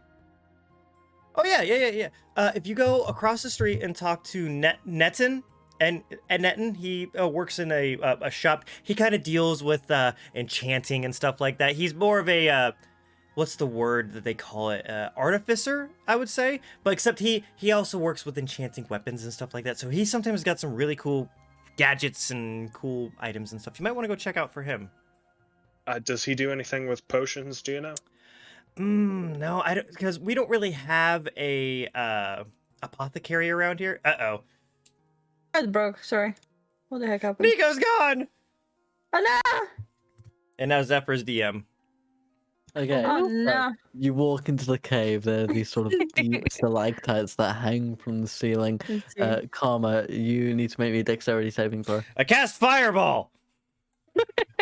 You fireball and it goes flying through the cave and you explode and you Hey. hear cries as you've just blown up an owlbear nest and killed about 3 babies. No! Dramatic turn! Oh shit, that went dark. Fucking hell! That's something that happened in one of the games I played in about a year ago. That went dark as Oh my fuck. God. Okay. That goes worse than the fucking text adventures we're having. All right, let's go. As she was saying, there's not really an apothecary around here. Not too many people really deal with, as you would know. There's so many clerics around here. We kind of don't really have a need for potions. So yeah, I don't really know of anywhere that would have a steady supply. I know that Freyan might have a couple, but other than that, I don't really think anyone really would. Yeah. Well, thank you very much, ma'am. Not a problem. My friend should be back for her necklace a bit later. You can tell her to show up whenever. I've got it ready, and I am so excited to show her. Perfect. Okay. Thank you. Have a great day. I'll head across the street to the magic item store. Okay. Well, while that is happening, Silas, you've had a little bit more you've had a much more restful night. No nightmares tonight, oddly enough. It was kind of more of a dead sleep. Perhaps the gods were watching over you to help you sleep peacefully for once. You wake up in your plush fake room, I guess. What would you like to do? I'd like to go to the receptionist and simply tell them, If anybody needs me, I will be in the library studying. Very well. I will let them know. I will let your friends know as well as soon as they are up and about. I appreciate that. And I will go to the library and study my book. Okay. Will you roll for wisdom and text me the amount? Yep. While that's happening, Nico and Mistryrix, and Nico, you've received yourself a very luxurious back massage from Mistryrix making biscuits on your back, essentially. Thank you. A bunch of different cracks Thank and you. stuff. And if you want, you know what? We're gonna do something I think is gonna be interesting. Mistryrix, make a medicine check. Hey, Oh no! Yeah. hey, That one. believe in me. Believe it. Jesus, the amount of belief that I get from these people. I want to see you break one of Nico's bones accidentally. 18. Suck it. Nico, Mm-hmm. you could remove 1 point of exhaustion. Oh my god! You have no idea how much that actually helps me. Don't Fuck don't worry. yes. Do you want to know something funny? If it was below a 15, I was gonna add one. Oh, cool! Cool. You just High wanted risk, to- high reward. I mean, wanted to make me fail. You just wanted to make me fail. I see how it is. Nobody trusts the cat. actually, I wanted you to like crack one of her vertebrae. A cat making biscuits is fucking therapeutic. It sure was in this instance, and Nico, you start feeling yourself a little bit more rejuvenated than you were before. It actually did help Thank you, quite a bit. Mistryrix. Problem, if you don't mind me, I have some very important people to find. Yeah, no, don't mind me at all. I will probably just. Yeah, actually, what the fuck am I gonna do? You could catnap. Right now, I've got more sleep that I could possibly take. I'll probably look for the others, Kazim, Silas. We have so much to plan right now, and I just don't fucking know what to do. Well, as it stands right now, I am a very confused cat, but I cannot talk about it in the building because it has to do with religion, and that's not good. But I am off to see the scrying person, so you know where to find me. What about we meet up around lunch in It is the around. tavern? It is. It is around. already lunch. Oh my fuck! We slept through all of this. How about we meet there about 2? Sound good? You know what? Sure, I'll just ask somebody for time. Cool. Sure. Okay. Let's say that. Okay. So as you guys begin to kind of separate. When Mistryrix is gonna walk away, Mhm. I would like to pick up a dagger, and I would like to just cut my other arm up, and I would like to just move a bit of the flesh. Can I look at my flesh? Okay. Carving Interesting. yourself up like the Christmas Interesting. ham. Go ahead. Let's go. We're gonna make a intriguing. On the other arm specifically, that was not fucked up yesterday. Yeah. Make a investigation check. And you're also going to take 3 points of slashing damage from this. Okay, let's see. First of all, damage 3 points. At disadvantage, there'll be, let's see, medicine +1. Disadvantage, that is a 14 total. If I'm going to fail, you can tell me I've got a feature that I can use my So my necklace It's at a D4. essentially all it's going to be is it's just I'm assuming you're looking to see if it's on the same other side as well. I'm assuming whether or not I'm a bag of rotting flesh. So no, as you are kind of looking, you are seeing you are still quite alive. It is you're going through and you do see that everything seems pretty normal at this point.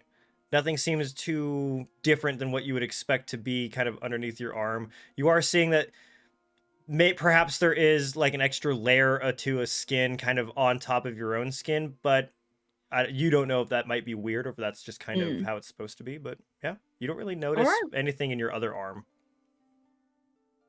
Oh, I will just start walking towards.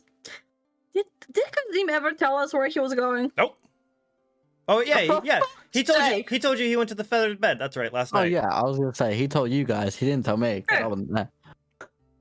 I'm gonna start walking around and look for my fucking people at this point. Okay, so as Mistryrix is walking up to the lady at the receptionist, she kind of notices you walking towards her, and she goes, "Ah, so I did manage to find someone. It's Brockus. He is one of our elven elder scribes, but he'll be able to help you with what you're looking for. Oh, and I'm also told to inform you that your orcish friend is in the library for the day." Thank you very much. Not a problem. Allow me to show you the way to him. And you hear Nico her saying that your orc friend is in the library as you're walking I'll out. fucking tag along. Okay, so she's going up the stairs. Are you going to the library to find Silas? Oh yeah, fuck this. I am too bad on my own. I don't fucking trust shit right now. Okay, so you kind of start wandering around the library. It's pretty large, though kind of barren. It's odd that it seems wider and more open than the other library compared to the flow. And you see Silas there at one of the tables, kind of in between a couple bookcases, just kind of poring over and writing notes on what looks to be a kind of book. All right. You know what? I will walk up to him. I will not be sneaking because fuck this. I don't want to startle the guy who could fucking get my head off. He's not. Take you. He's not like Peabody. He if he punches you, he's gonna hurt you. Oh yeah. Oh fucking yeah. He will. So I'm just gonna walk up to him and without a word, I'm just going to reach into my bag and I'm going to pull out this tiny statuette of the dog and place it in front of him. Thank you for yesterday, Silas. Don't thank me.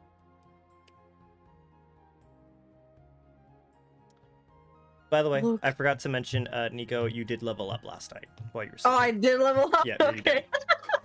I thought I told you after you were talking to the genie, but yes, you did level up. I just wanted to let you know that. Okay, cool. I was ready to say level 3.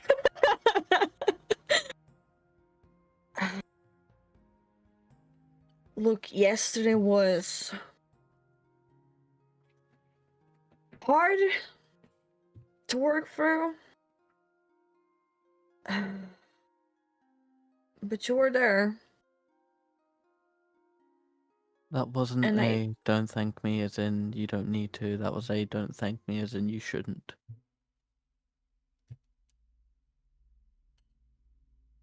What do we do, Silas? What could I- we possibly do? I am learning the language of my enemies. Wait, what are you doing? With book, Are you learning Abyssal? we're going to need to. We're not going to be able to stop this without it.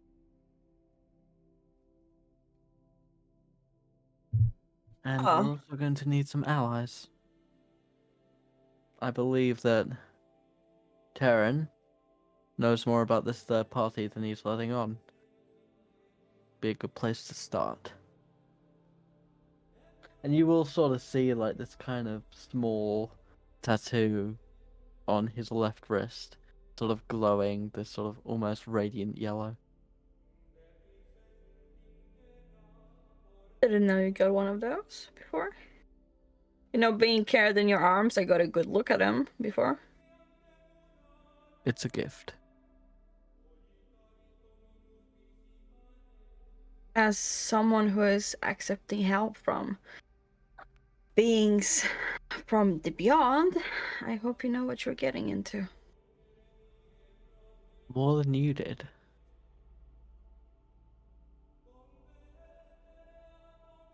You said it yourself, Silas. I have already sold my soul. I'm very aware. Hmm. Though a warning would have been nice. Honestly, I did not know that's how it would go. none of this. You know, they never specify what's gonna happen, you know? And yet he's been in your head for as long as I've known you.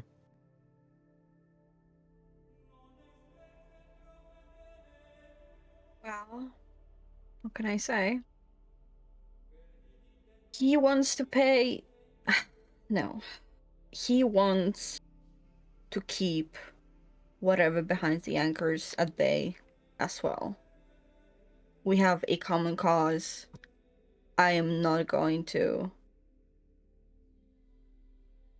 at least, deny him that.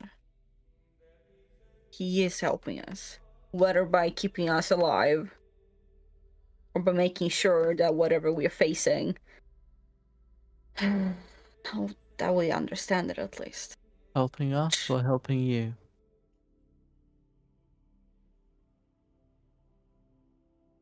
I did this for you yesterday, Silas, actually. So I would say us, yes. And you scared me half to death. Look, in a possibility where both of us could have been dead, or only I one could have of been us with my could have been. wife. Do you really think that she wants to see you this soon? Do you think that she would want for you to be murdered just like she was? That's what she wants of you? If it was fighting her killer, she'd have been proud. As proud as Fighting Sarah her is. killer and Silas. It's I don't different think for that's all how of she us, would. Nico. I don't expect you to understand, but don't presume our traditions. I But don't since I am presume alive, anything at this point. since I am alive, I will do the duty of the gods and slay their enemies, all of them. Just hope your genie doesn't become one of them. That is all I fear. And that is why I'm warning you. None of us can keep secrets anymore.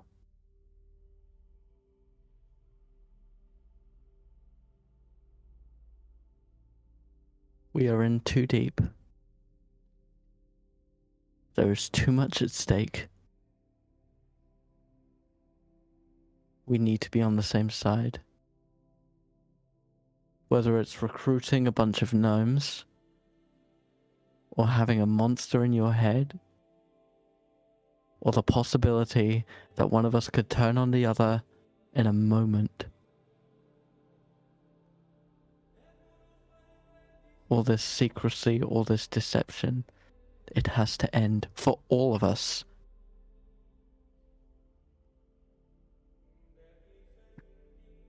Nothing is ever going to go to plan. We're always going to be in danger. We need to accept that.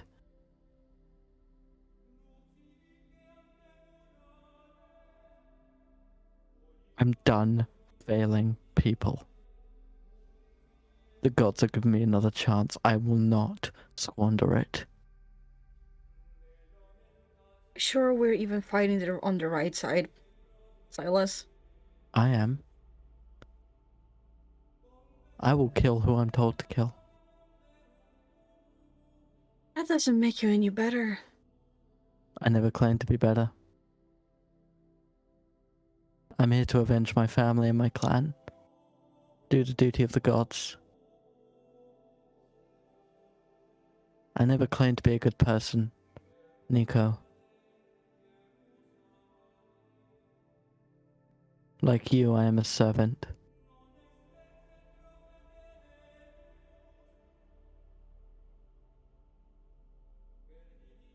It's not gonna be you who's going to turn on all of us because your gods see us as unnecessary or in the way.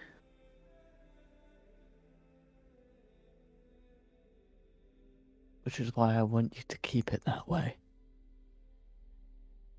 As long as we're useful, we're gonna be okay with all of us. Is that what you're saying? As long as your genie doesn't become an enemy.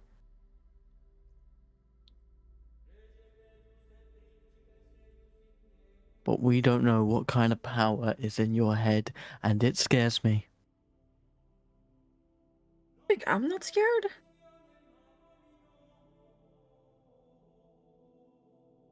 Which is why you should have told us.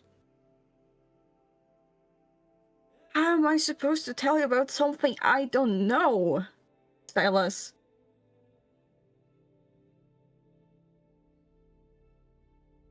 I did.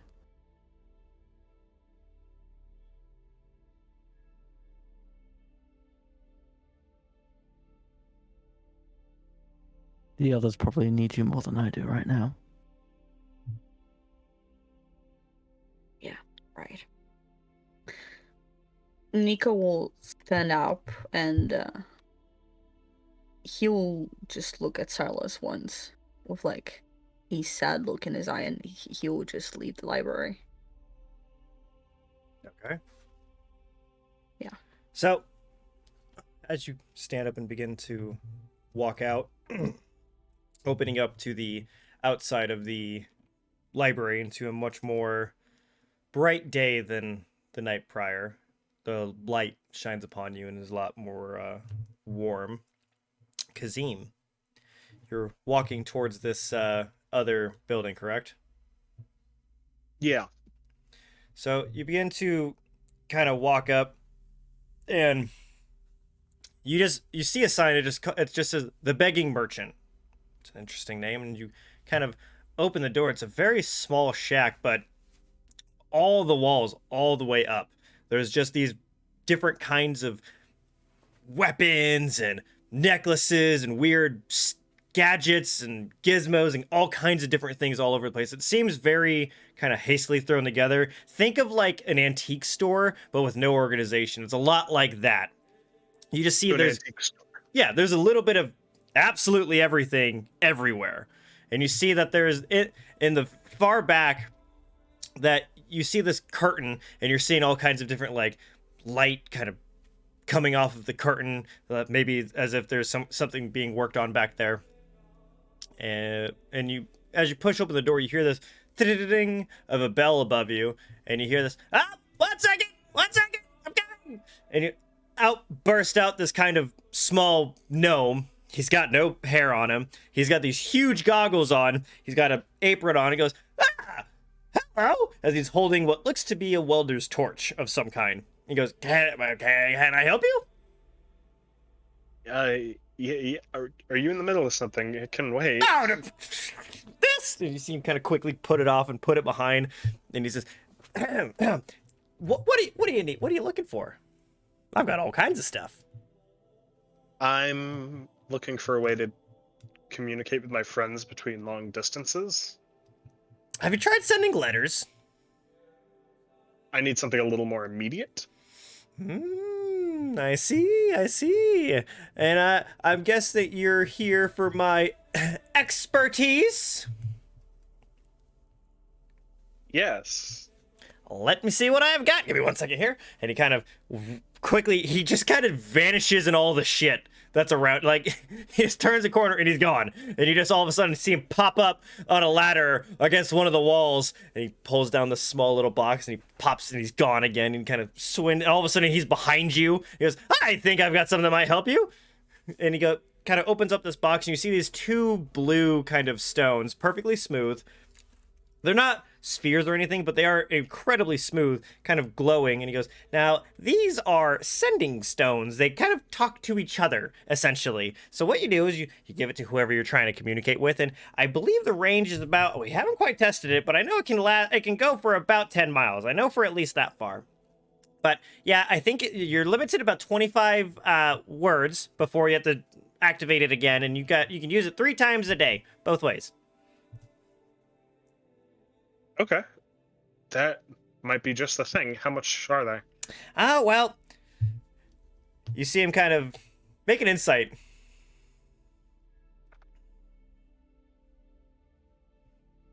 Ooh, that's actually a decent roll. Insight is 22.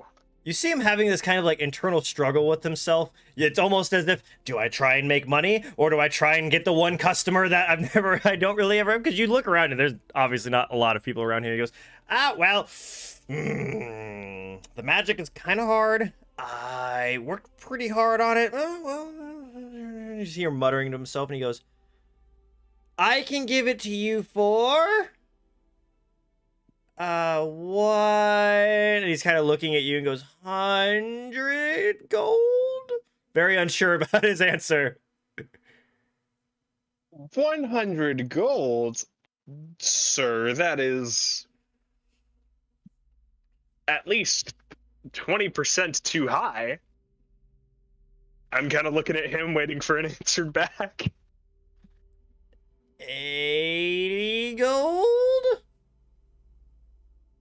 I'm gonna slowly stick out my hand and just go in for a handshake.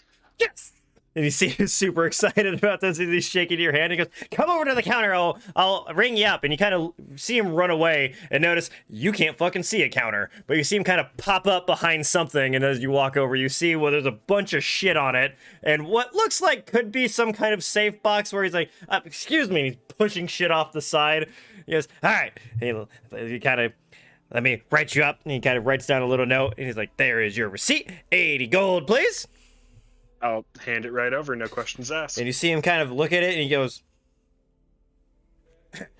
thank you very much, and if you need anything else, I've got all kinds of bits and bobs all over the place. Really? All kinds of things. All kinds of things. I get really bored. What are your, like, operating hours here? Oh my fucking god. Good. Valid question. You want to come by? It's 2 in the morning. Maybe I want to come by in the middle of the night, huh? You don't know me. Man. For example, Mr. Old Dancer, do you have like a night crew or something? Nope, it's just me. I usually work from sunrise to sunset, always just tinkering away. He's trying to keep his retirement fund up as fucking Kazim. I'm not gonna rob him. We were up at 2 in the morning. I just want to know if I can stop by. You said that about the last 3 people you tried to rob. Yep. Hey, Yep. that's only a little accurate. A little? In fight against Josh. Sir, would you happen to have a bag of holding? Ooh, I haven't been asked about one of those. Let me see what I've got here. And you kind of see him kind of run around this one pile, and you see kind of things flying all over the place. You're hearing like weird toys and this what looks like oddly a robot. That's super weird. Those aren't supposed to be in this universe. And he's throwing all kinds of different stuff. There's a boat. There's a plane. He's throwing like swords and daggers and shit. And you hear this, and he kind of runs back at this big old. It looks huge to him. He kind of brings it up. He goes, boom, 1 knapsack of holding.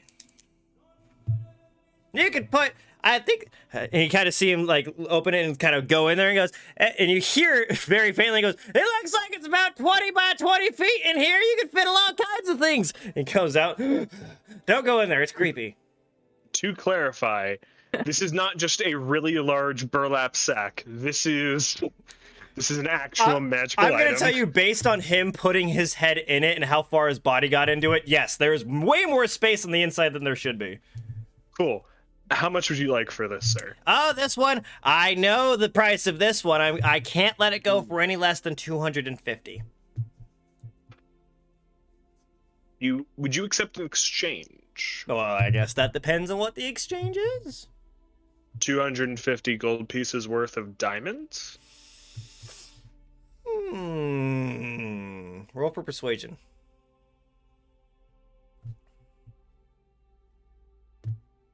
If my persuasion wasn't shit, that would be a good roll. 17. I think I can do that. And I guess I'll just reach into my bag and hand him a fistful of diamonds. You know what? Roll for wisdom. That's something I'm good with. We're gonna see. Not today. That's a 6. So you just hand him a fucking fistful of fucking diamonds, and he sits there and he goes, Wow. Okay, yeah, thank you. And he kind of writes out another receipt, and there's your bag of holding. You gave him way more than 250 So how many? gold. What Yeah. percentage of my diamonds did I actually just give him? For my, You have about 400 gold worth of diamond left. you know what? Oh A my God. 150 GP tip, I can live with that. All right. Especially since I'll figure out a way to make 150 gold pieces. All right. Yeah, by robbing the guy, you just gave the diamond. Hey, to. hey, not robbing, reappropriating. So sending stones in a bag of holding. Yep. Okay. So, is there anything else I can do for you?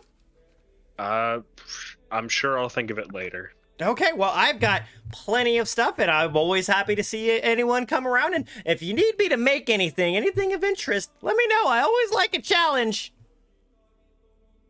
Good to know. And I'll head off to try to find the others. All right. So as you are leaving with your much less diamond, but much more stuff, start walking out, you see, I think Nico was walking out. So you managed to meet up with Nico as you see him walking out of the light. But in the meantime, while this is happening, Mistryrix, you follow the receptionist lady up through the stairs, and she kind of takes you through these deeper into the light than you've really seen. Start going down into these holes, and you're seeing all kinds of different doors and stuff.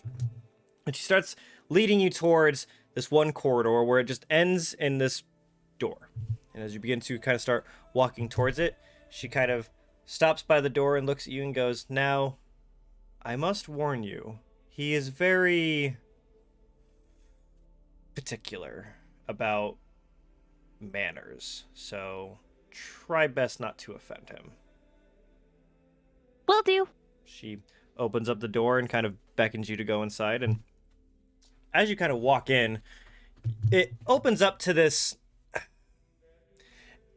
There's a desk and there's a bookcase, so you assume it's some kind of office, but it's huge. There's this large red carpet in the middle that's perfectly center. And as you look around, you see that there's busts of different kinds of what you assume are heroes that seem to be perfectly centered. Everything, it's odd how everything seems so flat, level, and center on everything. So meticulous. Everything's so perfectly clean in there. And you see, sitting by the fireplace in a chair is this half-elf with golden blonde hair, rather long, kind of reading this book. And he kind of looks up at you and pulls down his glasses and goes, "I assume that you're the one I'm waiting on." I'm sorry to keep you waiting. I also didn't understand the underdressment of my attire compared to your domicile, and I greatly apologize. You're forgiven. Now, I've come to the understanding that you were looking for some kind of scrying spell. Yes, that would be greatly appreciated. It actually has to do with something one of your higher beings is helping me with. May I ask who? God, I will never remember his name. Taryn. Taryn, yeah. I always want to flip it backwards. You when you say Taryn, you see his kind of ears kind of twitch a little bit and his eyes kind of, Taryn, you're helping him? Why doesn't he help you with this scry? Apparently something rather decreasing of one's excitement and entertainment in research and abundance of that nature happened, and he is not in the right place. Very well. I can help you. And he kind of puts his book down on the table and goes, "Please, sit." And you look in this rug in the middle, and you see that there are some kind of geometric shapes in it, and there are two circles, and he kind of points to one of them and goes, "Please sit." Do my best to sit in the middle of the circle and tuck my tail around me. So he kind of goes, "Now, I have to ask, do you have something that perhaps belongs to the person or from the place in which we're looking for?"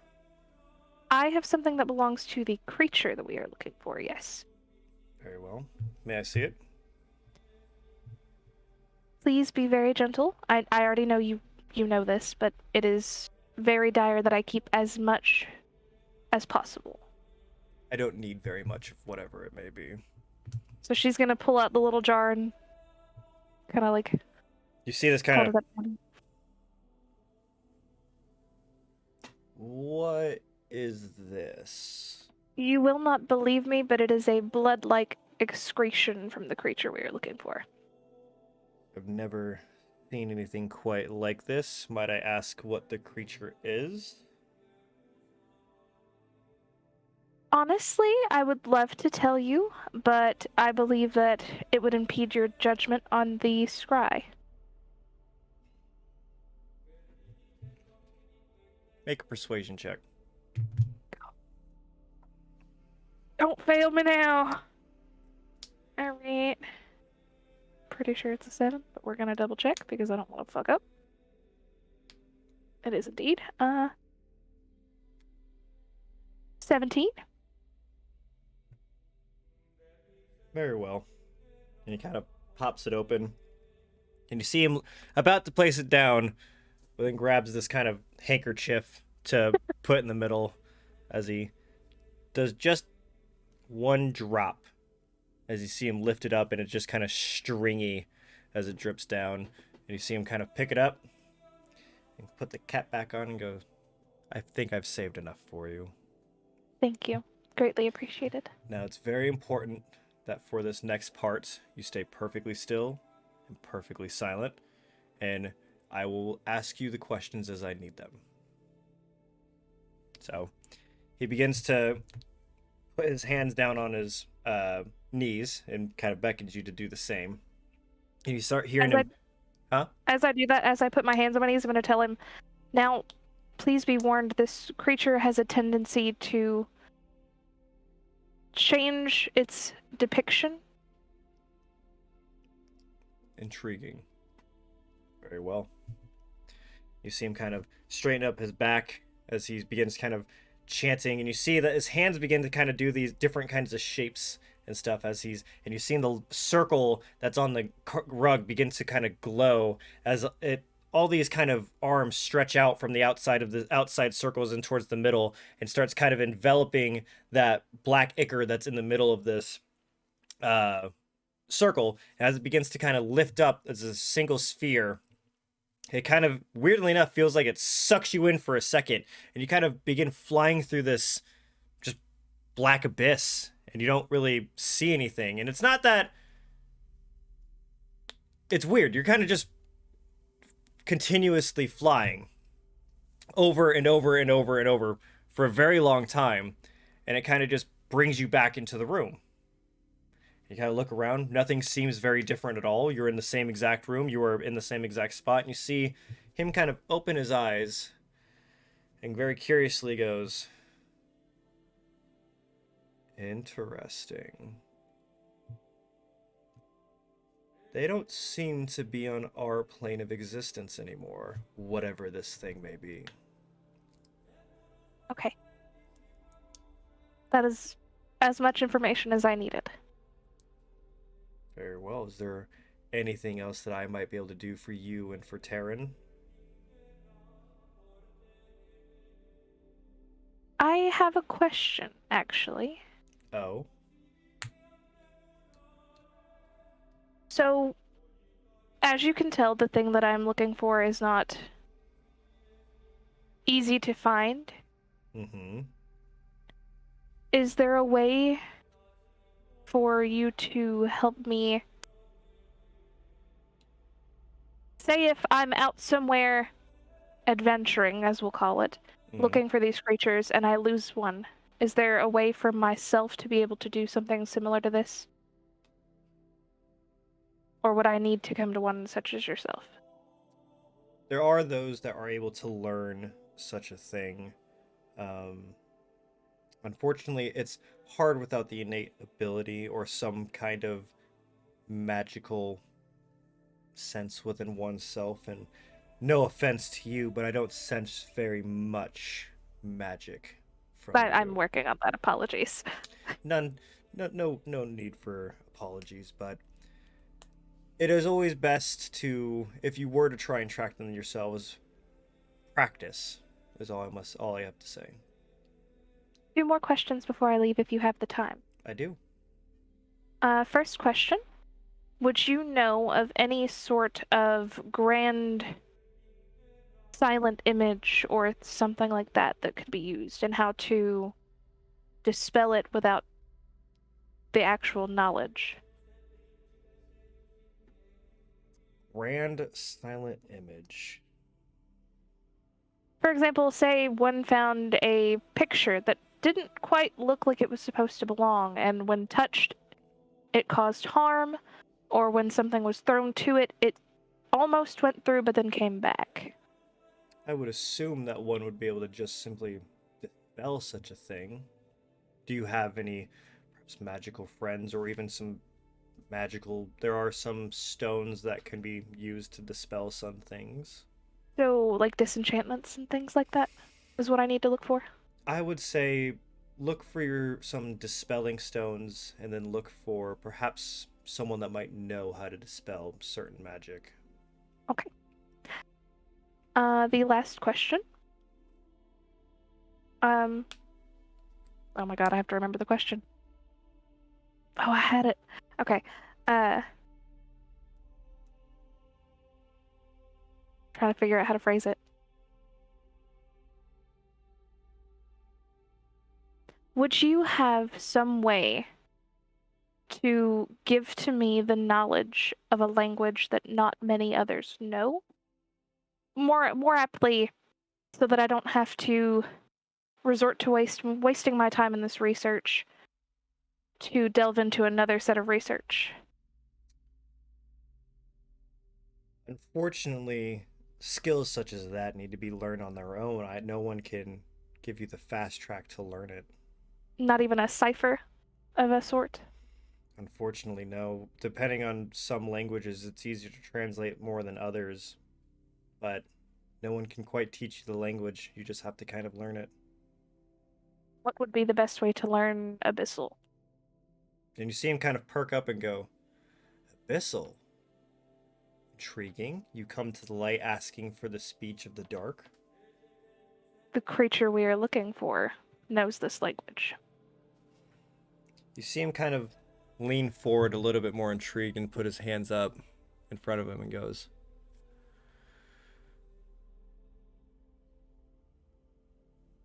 Are they of Tharizdun?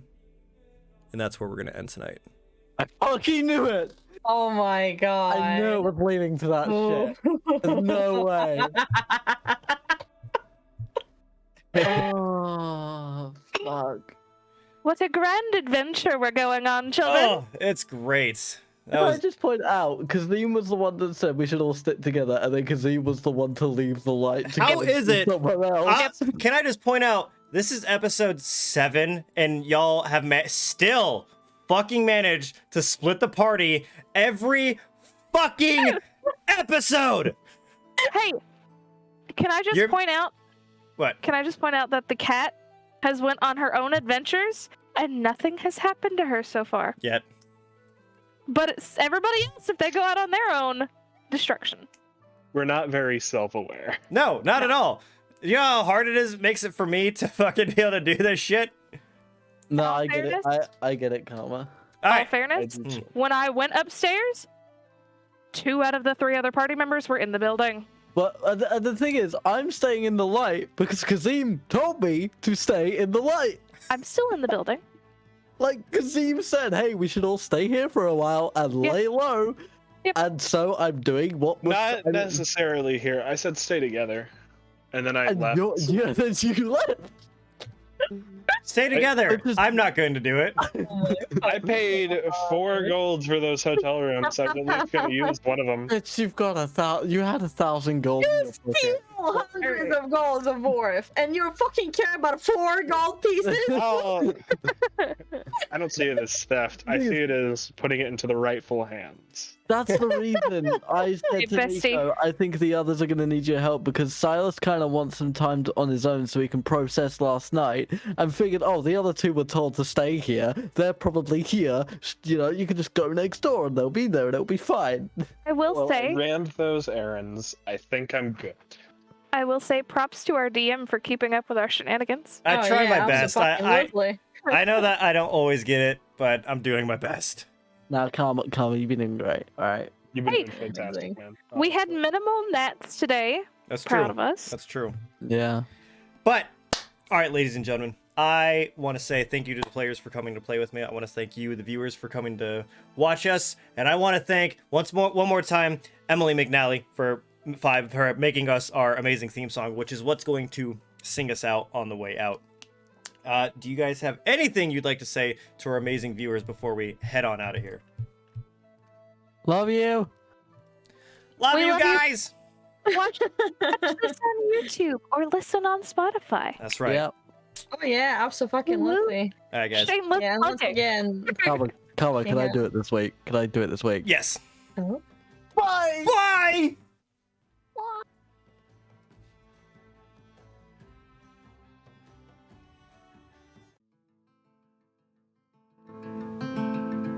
What is a ray of light without the shadow it creates? What is the darkness without desire for flame? What is a warrior without a worthy foe? What would you like to do? It's time to roll. When the lines between good and evil are blurred, no one knows if there is Dune or Pelor came first. An ancient struggle throughout all time to push against the other keeps both upright. Is the coming chaos worth the peace? Is it all just a puzzle to complete? A one-sided coin can't exist, isn't real, and thus goes the tales of Ethyl. Thus goes the tales of Ethyl.